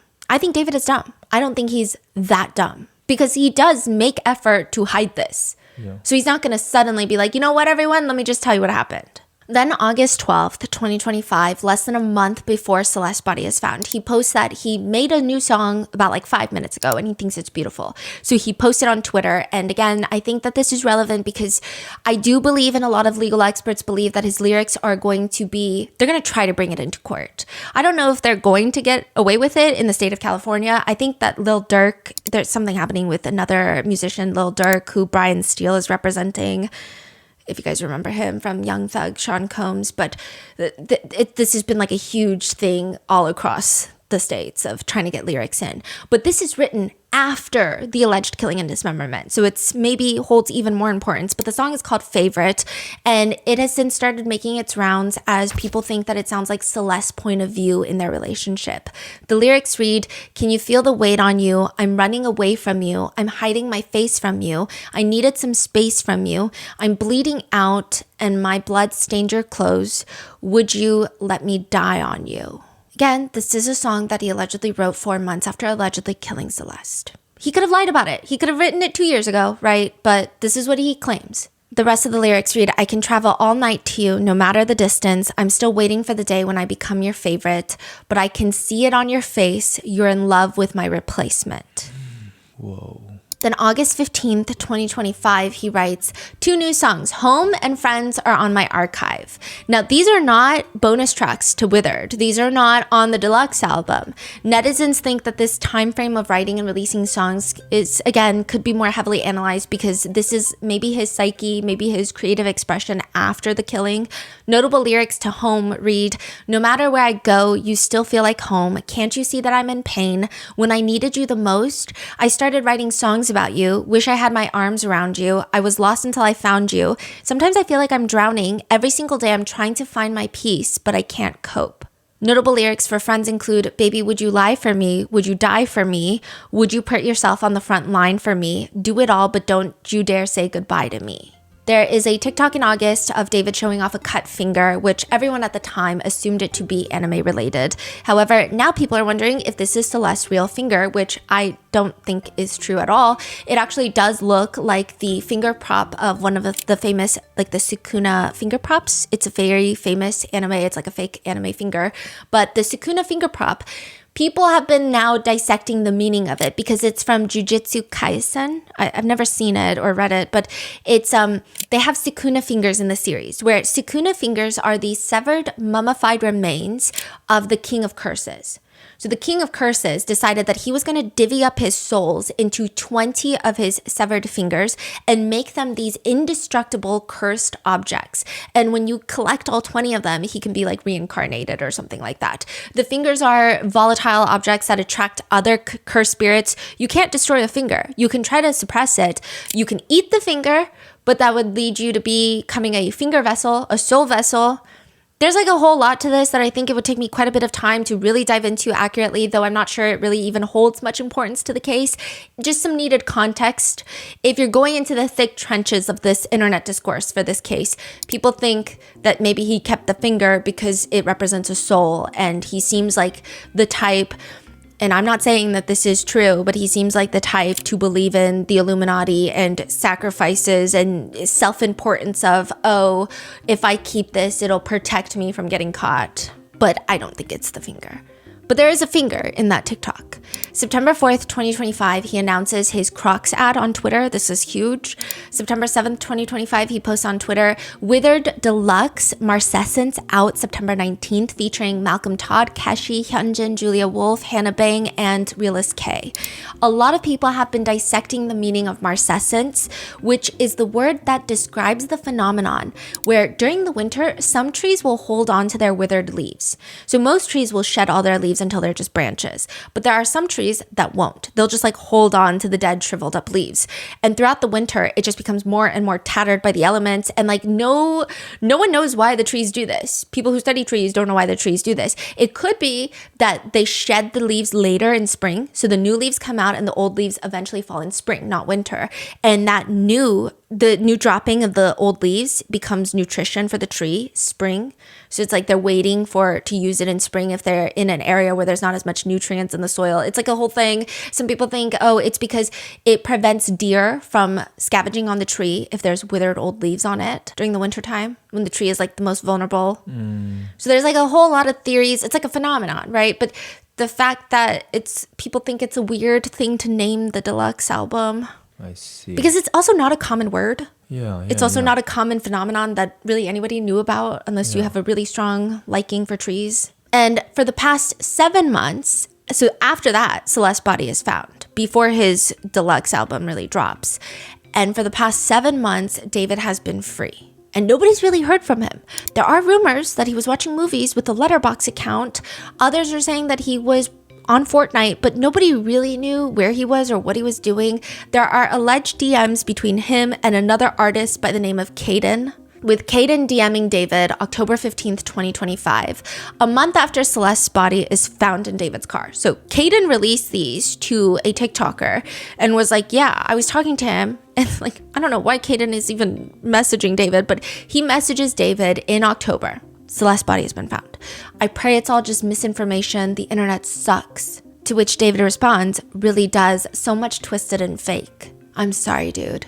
God bless you, twin. Keep going with your music and don't stop for nothing. That's David. Thank you, gang. I'll never forget you helped me so much with the band lab shit. Big inspo, bro. Hope you're staying safe. For real, man. Love you. Then notably, December 18th, 2025, he messages David once more writing, I know you're innocent, bro, but like, why can't the world know? These people are stupid.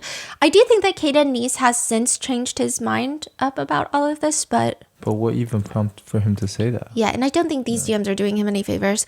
David responds, haha, with all humility, I would phrase it as mere ignorance rather than unintelligence. Trust in God, my friend. How is your journey into faith going? Yeah, David starts recommending him certain verses. He says that after reading all like the books that cover all of Jesus's life up until his death, quote, then after that read Psalms and Proverbs, which is basically the motivational part of the Bible that teaches you how to pray. Bible is confusing, but if you read it in that order, it starts to make sense. Reading it in chronological order is tricky, LMAO. Damn, dude, thank you. Bro, of course, my goat. When people stop stalking my Instagram followers to make conspiracy theories, I gotta follow you back. Crying emoji. Which, I mean, he seems like if these are real and legitimate, it seems like he is, to some degree, keeping up with all of the internet discourse about him, obviously. Later in January, they're still talking and discussing movies, which David responds, Prestige and Gone Girl, insanely frustrating endings. Hey, sometimes those are the best endings to a story. I really liked how Twinless ended. So these are all movies that people have been breaking down of, they'll have like some sort of murderous intent to them. But I don't necessarily know if they're going to hold any value. But later in March, Caden wishes David a happy birthday, to which he responds, thank you, brother. A month later, David is arrested. But the fact that he's still responding to this person on Instagram DMs, he's checking his Instagram account. He's likely reading what's been happening in the news cycle involving him. Like, what is he doing? And a big question in all of this is, what the hell was his original plan to even begin with? He allegedly kills Celeste, and then what? He allegedly goes through with the very gruesome and dangerous task of dismembering her body for the purpose of concealment, all to just leave her in his car that he parks outside his rental house in a city like LA, where street cleaning schedules, parking tickets, towing is fucking rampant. Like, while he goes out on tour, it doesn't make any sense, which is not to say that he didn't do it, but rather, if he did, what's the plan? What's the plan? Eventually, it would come back to him because Celeste remains, even if they weren't found, at some point, they would have looked into him, no? So the preliminary brief that the prosecutors dropped, they detail another thing that's happened. They believe that David met Celeste back in January 2022, which is when she would have been 11. He starts allegedly grooming her, violating her, November of 2023. And I will say that a lot of people have been using the word relationship in reference to what was happening, even though charges have been filed. I think that's just a legal thing. I think because a lot of people are trying to stay as close to quoting the prosecutor's brief to legally protect themselves. But I do understand that relationship is not exactly the word that I would personally use. But anyway, he starts allegedly grooming and violating Celeste. November of 2023, she's 13, he's 18. Within months of what could be, again, grooming, she goes missing.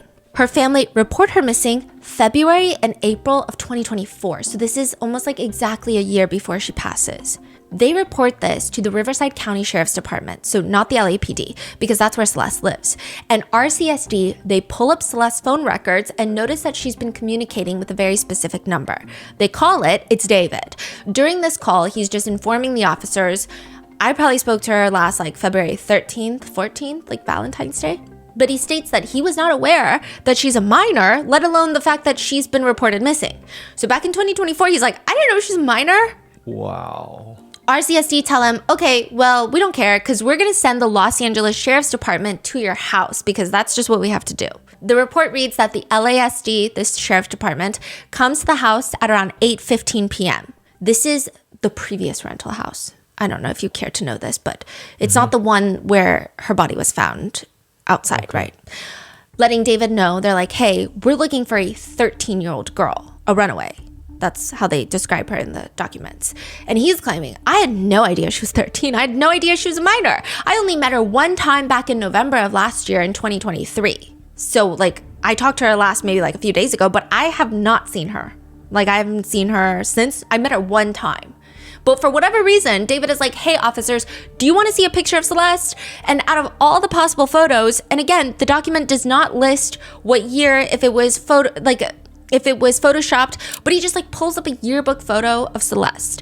Now, I think that this is a yearbook photo that does not show the graduating class or like what age she is, because clearly that would not line up with his lie of like, I didn't know she was 13. But he just shows them the yearbook photo. Very odd photo. And also, why would you have somebody's yearbook photo after you just met them one time? Yeah, that's fucking weird. Nevertheless, the court document reads, although he claimed to be unaware of where the victim was at the time, she returned home 2 days later. So 2 days after the LA Sheriff's Department goes to his house, she goes back home, which seems very convenient. And if there was any grace for David, it seems like it ends here because court documents read, despite being informed by law enforcement the victim was only 13, defendant continued to pursue her. So this is like the grace would end here. The whole I didn't know her age lie would end here. And that's the first time she goes missing, which is kind of deplorable when you think that she goes missing again in April of 2025 and the police never went to go check up on David before her body is found. Like they never went to go question him. Court document states, throughout 2024, the victim spent a significant amount of time with defendant, including summer weekends at his home in the Hollywood Hills and traveling with him to Las Vegas, London, and Texas to meet his family. Yeah, more on that later. More on London and Texas are going to be very important. But sometime November 2024, investigators put together through their text messages that they keep breaking up. Like they end up in that it's like a rough area. And breaking up is obviously not the correct word, but you get what I'm saying. They're still communicating, but quote, text messages suggest they also continue to have sexual relations, but it just seems very rocky. And there's clearly a lot of people that know about this too, because when Celeste goes missing the first time in 2024 and police had shown up to David's house, it said that her parents took away her phone when she comes back. So the first time she goes missing, a year before her death, she comes back home, they take away her phone. But according to court documents, defendant drove to Lake Elsinore and paid a junior high school student in the victim's class $1,000 to give the victim a cell phone defendant purchased so they could stay in contact. Do you guys remember the photo of David in Lake Elsinore? Yes. With like a bunch of kids? That's it? People think it's that. Now, there's no confirmation because people haven't, I mean, the prosecutors probably have confirmation, but he was like allegedly giving these young kids raising canes and money. Yeah. See, that was at first you were like, okay, we don't know what really is happening. Yeah. But knowing this, it feels even worse. Yeah. It just seems like a lot of people knew what was going on. Even the teacher that came out, remember? The teacher was like, oh yeah, I taught her. And then she met this rapper in LA. Those are his words. He came and got her. She ran away from home. She was gone for like a month. The cops found her in Hollywood, brought her back to our school. She came back to our school, kind of, told people the story. She disappeared again. Like, these are his direct quotes. She's been missing since I taught her. So when I taught her, she met this dude on social media. He was a rapper in LA. He came and got her. She ran away from home. She was gone for like a month. The cops found her in Hollywood, brought her back to our school. She came back to our school, kind of told people this story. She disappeared again. Again, this just goes to show a lot of people knew what was going on to some degree. And then remember the February 26, 2024, there was a comment left on David's TikTok that read, waiting for LAPD to get your ass for messing with a 13-year-old girl.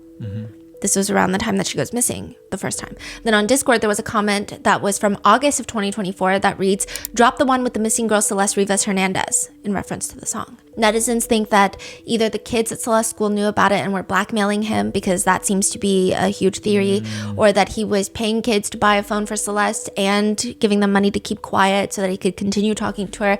This just doesn't seem like a very well-kept secret, what he was doing to Celeste. It seems like a lot of people to some degree had some sort of inkling of what was happening. So what was the plan? It makes such little sense that people have started to circulate conspiracies online that David didn't get rid of Celeste's remains because he was keeping her as a trophy, to live out some sort of sick fantasy of having a sacrifice for fame, which I don't think is the case, but I will briefly cover some of the discourse. A lot of it stems from a manga. David mentioned in an interview previously that he likes this manga where there's a detective who is investigating a string of murders. He's committing those murders. He just doesn't know it yet. So he's committing the murders and then he's investigating it. And based off the description, that manga seems to be MPD Psycho, multiple personality disorder psycho, which, I mean, obviously the name is problematic in and of itself. But it's about a detective who is investigating a serial killer who has a penchant for dismembering their victims. That is their typical MO. The serial killer eventually sends the detective an icebox with another victim's torso and head. So the limbs have been amputated. The legs and arms are gone. Just the torso and head, which is I guess people are saying it's equating to how Celeste was similarly found. The detective opens it up. It's his girlfriend who is still somehow alive during all of this. The detective hunts down the killer, kills him, and this is where he develops DID. He serves his time in prison. He's released, but then he realizes that that was him all along. It's just like this very complicated, multi-seasonal show manga. He starts working for this PI company where he realizes that on his left eye, there's this barcode that has been tattooed on under the eyelid. He learns that there's this whole organization that tattoos the left eyes of serial killers, which is how he finds out that he must have killed before. That leads him to believe that maybe he's always had alters since his childhood. In the anime, the left eye, known as the barcode, is almost the identifying soul of the person. That has been a big point of contention for netizens, and just to give you context, when they found Celeste's head, the autopsy read, the head is partially skeletonized with an absent left eye. The right eye is still there. Now, side note, some believe the left eye as being intentionally gone, because in the autopsy, it says that the left eye is absent. It doesn't say that it was partially consumed or that it had liquefied. That has led a lot of people, including even big public figures like Nancy Grace, to speculate that that eye was intentionally taken. I will say it is known that during decomposition, the eyes can collapse inside the sockets, and there's multiple different species and types of insects with high insect activity found in the body bag. So I will say it seems highly likely that it was just fully consumed by maggots. But some people have been using that element to bolster the theory that maybe he was recreating this manga when he allegedly killed Celeste. Because I will say he does seem heavily interested in Japanese culture and manga. He even had his own alter ego he called Itami that we talked about in the previous episodes. In an interview, he talks about how Itami is the Japanese word for pain. It's the villain of his album. He's the one making me withered and feel all these emotions like grief and confusion. He's the one that is weaving his way into my relationships and ruining them and inducing trauma and things like that. You see him in the music videos and stuff, so he's basically the agent of chaos in this scenario. So is Itami attached to this album? And that's Japanese for pain. Absolutely, yeah. Itami is the villain of this album. He's the one that is weaving his way into my relationships and ruining them and inducing trauma and things like that. You see him in the music videos and stuff. So he's basically the agent of chaos in this scenario. Which, in a previous interview, he states that Itami is a character that he has been ideating on for a really long time. The story of the manga went like I was a detective and there was an evil version of myself that would kind of come out at random moments, kind of like Fight Club with Tyler Durden. And he would commit the crimes that I would have to solve as the detective. Basically ripping off MPD Psycho. So like when I was a detective, I'd be solving murders that I'm committing myself. Netizens think that he might have been too into it. And again, this doesn't mean that he doesn't know right from wrong, but these are just some coincidences I guess people have been picking up. I don't personally subscribe to this whole like sacrifice theory, but I think it's just up for debate. The last concert before her body is found, he's also seen wearing a 97 shirt on stage. 9/7 being September 7th, which is Celeste's birthday. Could be a coincidence, but netizens say that he likes the meaning of numbers. He uses the number 4 in his name, which means dead, but... Oh, is that why? I don't know. He kind of insinuated in previous interviews that he does it to be unique. Like he just thought it was cool. But some people are using it as like, see, he really cares about numbers. So he's wearing this 97 shirt. It must have meant something. In an interview that's released later in May, he's asked, as for if he would do anything differently with his album, Heartbreak, experiencing heartbreak, writing through it, he responds, everything, especially the mistakes in the music that I made and all the artistic flaws that I've had in the process of me building a great album have been important and kind of needed for this entire process. So I wouldn't give myself any other advice than just, I wouldn't change anything, because if I did, then it wouldn't be an album. There would be no progression and any evolution and maturity. So keep everything the same. It seems like this is after he allegedly killed Celeste. So he's saying, I would keep everything the same, which isn't really necessarily an admission of guilt, but it's just an interesting thing to note. Then there's the issue with the 2 fingers being missing. So the 2 fingers being missing, I've seen this theory circulate quite frequently, is, the left ring finger, prosecutors believe that the David tattoo was on Celeste's left ring finger.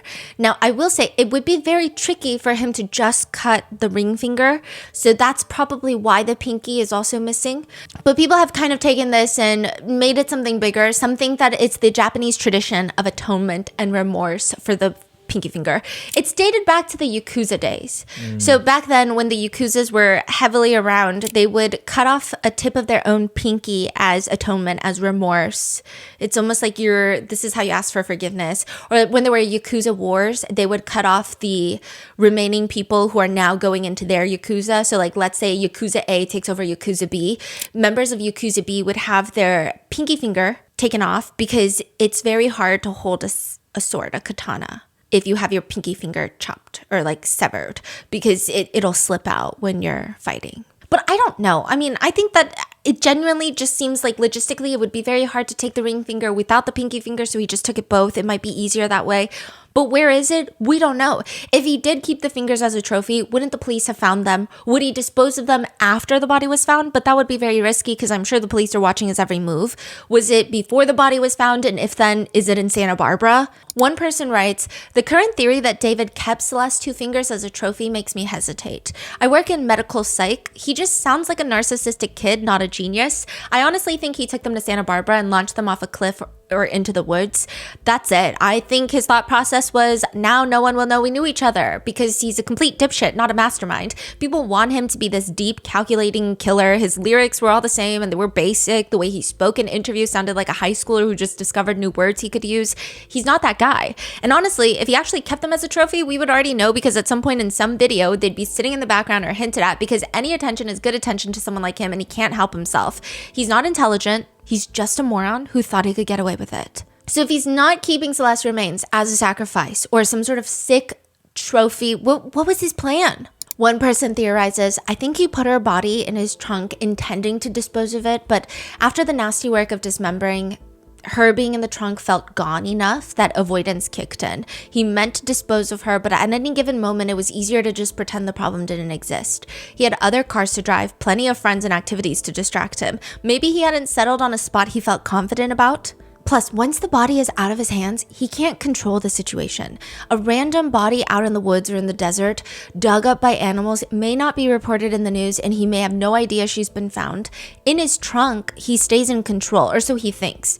Days turns into weeks, turns into months, and then nothing bad happens. Just a few parking tickets, no big deal. I mean, they haven't towed the car yet. Why would they now?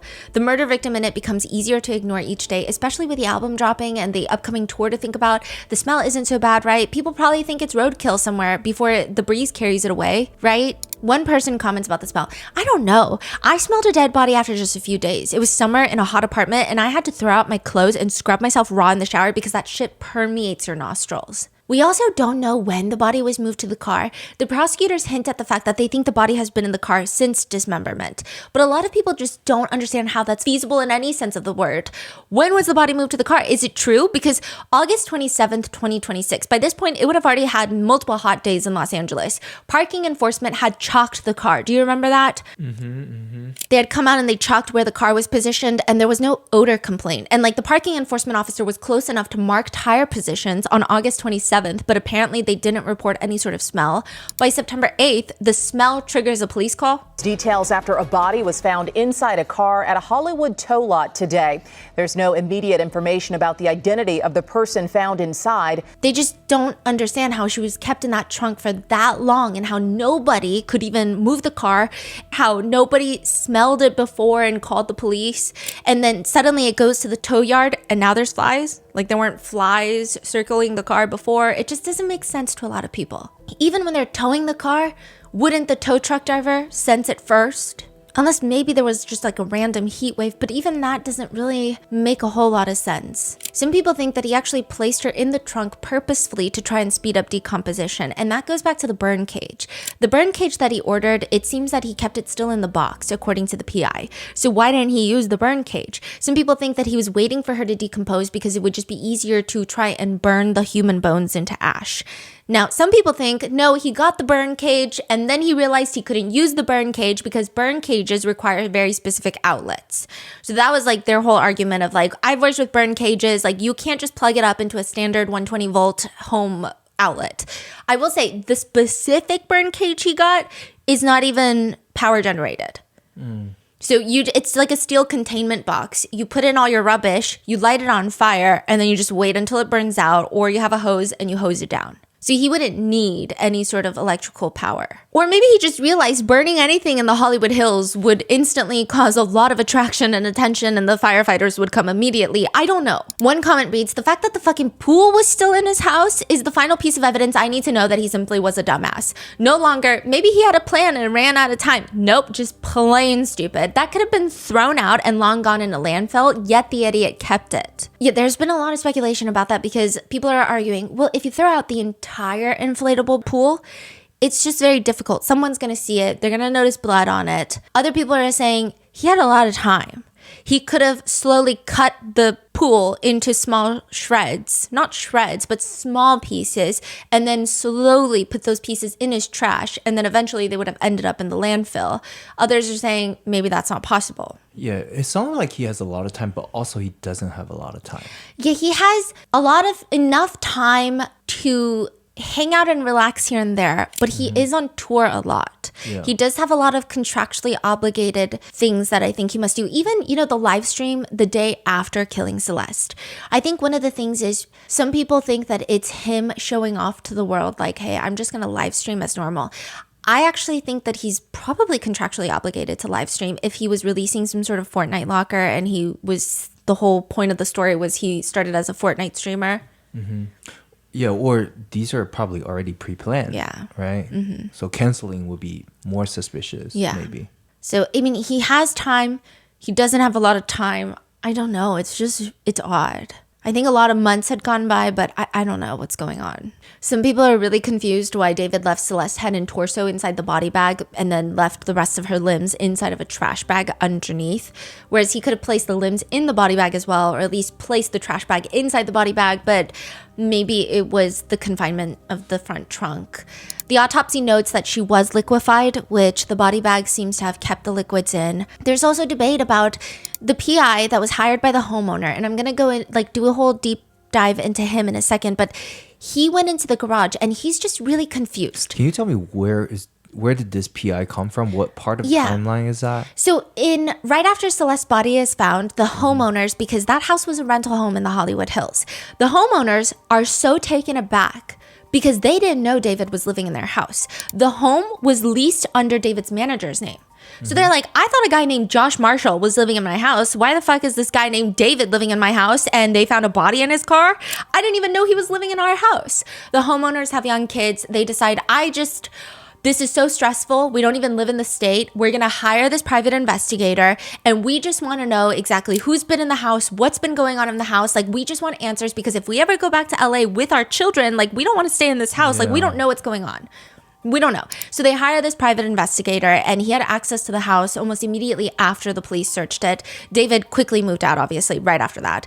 He moved, I guess, to that house in the Hollywood Hills. But the police took pieces of evidence, but they also left a lot of things. David also left a lot of things. They left a lot of furniture. David left some SD cards that the PI has been going through. There's been nothing particularly damning except there are some photos of Celeste, when they went to what appears to be Santa Barbara to take pictures. It's a very scenic place. Yeah, there's the last time that they were taking pictures together was in January. There's a little bit of small nuggets the PI has been releasing. He's been doing his own research. Some people don't really like this PI because he is pretty vocal with pointing the fingers at people. Really? Yeah, some might say with reckless abandon. Some might say he's just passionate and he's keeping this in the news. I don't know. I guess it's up for you to decide.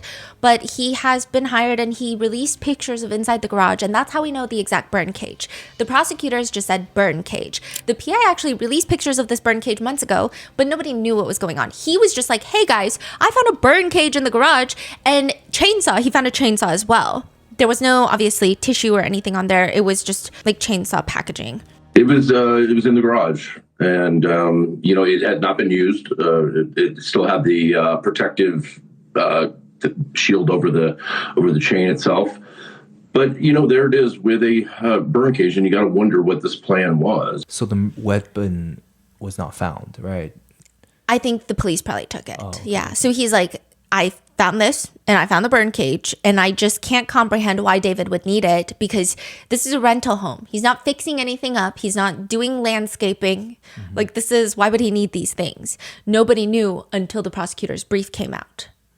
So that's how we know the exact brand of the burn cage. Now, the big thing that the PI has been saying is he just doesn't understand, because once this prosecutor brief drops, it's like, oh, he did this in the garage with the inflatable pool. That's literally what the prosecutors have told us. The PI is saying, when you guys came in and searched the house, I mean, you did not crime scene the shit out of this place. Like, they did some luminol tests, but it didn't seem like this massive operation where a full dismemberment took place in the garage and you guys are locking everything down. Like, you guys were pretty in and out quick. He's also saying the garage is 2 stories tall. If there's any sort of spatter, that would be really difficult for David to clean, and David doesn't look like a good cleaner. On top of that, the floor of the garage is like brick. It's like the craziest garage floor I've ever seen in my life. It's like the side of a house. It's brick. There's so much grout. There's so much brick. Oh, so it's hard to clean. Yeah. So he's like, I just don't understand how this happened in the garage. If it happened in this garage, that is like 15-foot ceilings. It's 2 stories high, that garage. To clean that up would be a mammoth. And there was no evidence of like cleaning supplies bought or anything like that. No. The PI has been saying, I think he killed her in Santa Barbara. I think he did this in Santa. So there's lots of What? Which a lot of people are like, maybe he shouldn't put out these crazy theories. So there's debate about that. There's a debate about everything in this case. Like, one sentence is 20 debates. So they didn't do their own testing in the garage to see if there's any blood. Yeah, or at least not that I know of. But Okay. maybe you guys can correct me if I'm wrong. So that's where a lot of the whole theory of, okay, well, maybe he inflated the pool because, oh, there's been another thing. People have kept calling it a kiddie pool. We have no idea if that's true. In fact, it seems like it was not a kiddie pool. The prosecutor said inflatable blue pool, but everybody has been running with kiddie pool for whatever reason. I guess it's a better title. I guess it's a better clickbait, but it seems like it was like a full-size pool. So the size difference. Yeah, size difference, and then size difference is kind of important. So it could have been inflated. And then a chainsaw. The chainsaw has been a huge point of contention. One Emmy states that a regular handsaw would probably be a lot better. Like, you might just get a little bit of tissue. You're going to have some blood, but chainsaws are going to sling actual tissue everywhere. So the idea that this had to be cleaned up completely, there's no way under God's green heaven that you're going to be able to clean up every bit of tissue deposition that there is. I mean, you might think you've gotten it, but once the cops get in there and they have enough time, they're going to collect something. I did some research into it because all the Emmys are saying, like, it's like news. Oh, we're here with a former forensic expert. And they're all like, no, a chainsaw would have gotten blood everywhere. So I'm like, okay, this doesn't make sense. If David cleaned it, I don't think he's cleaning it alone. So that's where I went down this whole rabbit hole, and apparently there's a whole case about it. A bit of a morbid test was done back in 2009. There was a study published in the Journal of Forensic Science where there was a real investigation into a woman who had been taken apart by a small electric chainsaw, a small one. And there were multiple questions that the investigators had because the investigators, they found such little blood splatter, which didn't make sense. In everybody's mind, according to the movies, when you think of people with chainsaws, everything's splattering everywhere. The investigators were so puzzled by this, it led to a study where forensic pathologists dismembered 2 very large deceased pigs with small electric chainsaws under controlled conditions, and they found that depending on how you hold the chainsaw parallel to the floor, very little splatter occurs actually. Interesting. Another misconception is that the chainsaw would get jammed, which doesn't seem to be the case even with the tiny electric chainsaws with the pigs. So those were the findings that they had, that even the small ones can cut through large carcasses without much difficulty, thus disproving, I guess, all the movie effects of Texas Chainsaw Massacre. And all the experts making comments right now. Yeah. Right? But again, you would have to hold it in a very specific direction. But I guess that might be what makes sense in this so that there's not blood splatter everywhere. Because I think that is posing as a big question mark. And everyone's like, maybe he killed her somewhere else, which I feel like the police would know that. However, I would imagine timing would also be important. Prosecutors believe that David dismembered Celeste 12 days after her death. Netizens theorize online, like, where was she for 12 days, you know? And then also, once you're 12 days into decomposition, unless you're kept in a really cold, I guess, cool environment, it's going to be really hard to move somebody's body because there's skin slippage. There's a lot of fluid buildup. It's not even just about hauling dead weight. It's things are moving in the skin. Yeah, exactly. So where was she kept? Exactly. If he didn't get the pool until at least May 1st. So David lives there by himself? He lives there by himself, but I imagine lots of people have the keys to that place. Yeah, because isn't like his friends, his family always... His family lives in Texas. His friends, I mean, it doesn't appear that anybody lives with him. If anything, I think the prosecutors believe at some point Celeste was obviously living with him when she was missing. So there's just like, it doesn't make any sense if there was, where was she for 12 days? Which is why TMZ initially, they reported that Celeste had been frozen at some point. The LAPD actually came out to say that's not true at all, that she was not frozen when they found her in the trunk. But that wording is also interesting of not frozen in the trunk when, you know, there's no evidence that she was frozen recently. But if she had been deceased for so many months, maybe she had been frozen the first 12 days. There's lots of confusion there. Though I will say, I usually take everything TMZ says with a bag of salt. And if he's just ordering things on Amazon, why is he not ordering any cleaning supplies? He doesn't strike me as someone who stockpiles cleaning supplies. He doesn't seem like the type that he opens up a cabinet and he's like, I got 12 vacuums and I got all the Lysols and the Cloroxes. I have everything. So he didn't Postmate it. He didn't order it on Amazon. Maybe he went to the store and paid in cash, but that also doesn't seem like him. He's Postmating a shovel to his house.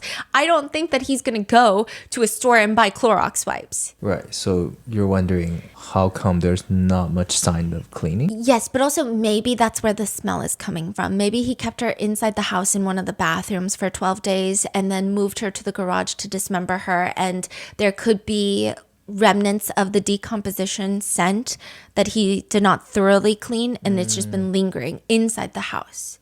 So rather than the very morbid conspiracy that she was kept in the house, her remains were kept in the house up until like July, perhaps it could be that he just did not clean well.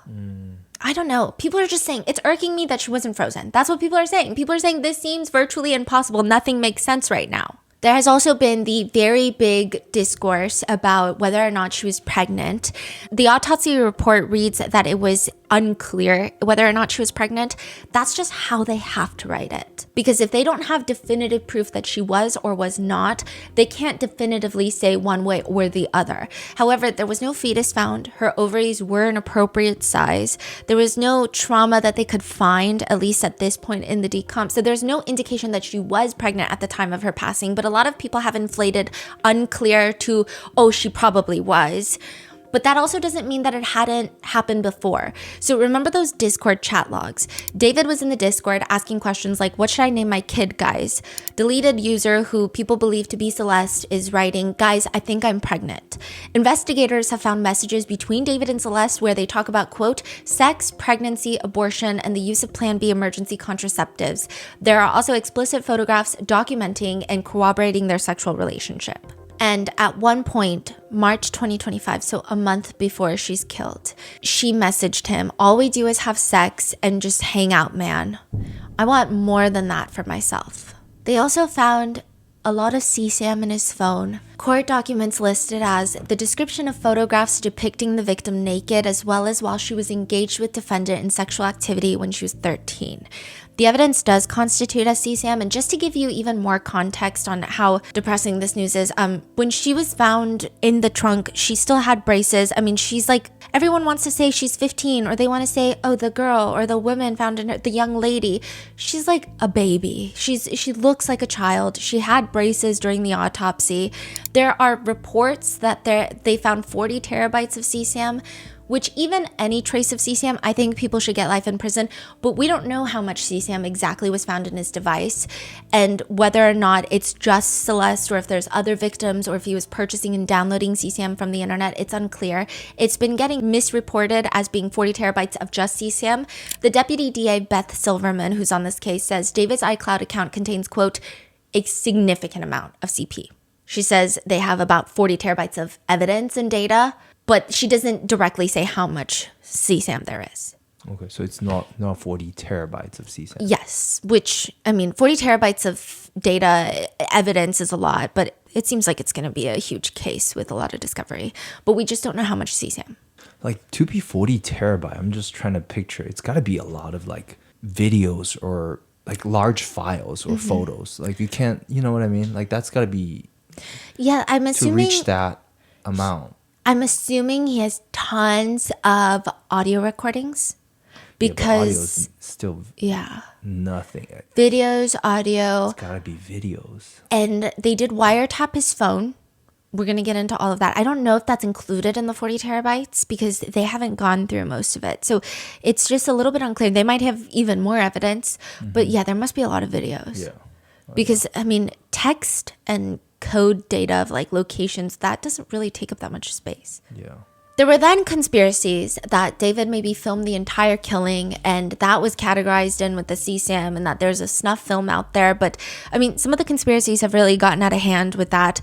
DA Hockman, when he is asked about why this took so long for an arrest to be made, he states that, quote, I think the police chief got it right, that in a situation where you don't have an eyewitness account, or we can't point to a video that shows the killer killing someone, you have to go through very rigorous and thorough investigation to look at all the digital and forensic evidence. You have to speak with witnesses often who are cooperative and some who are not cooperative in order to obtain all the information necessary to decide who did what, when, how, and what their mental state was at the time. Some people think that that last sentence is very interesting phrasing.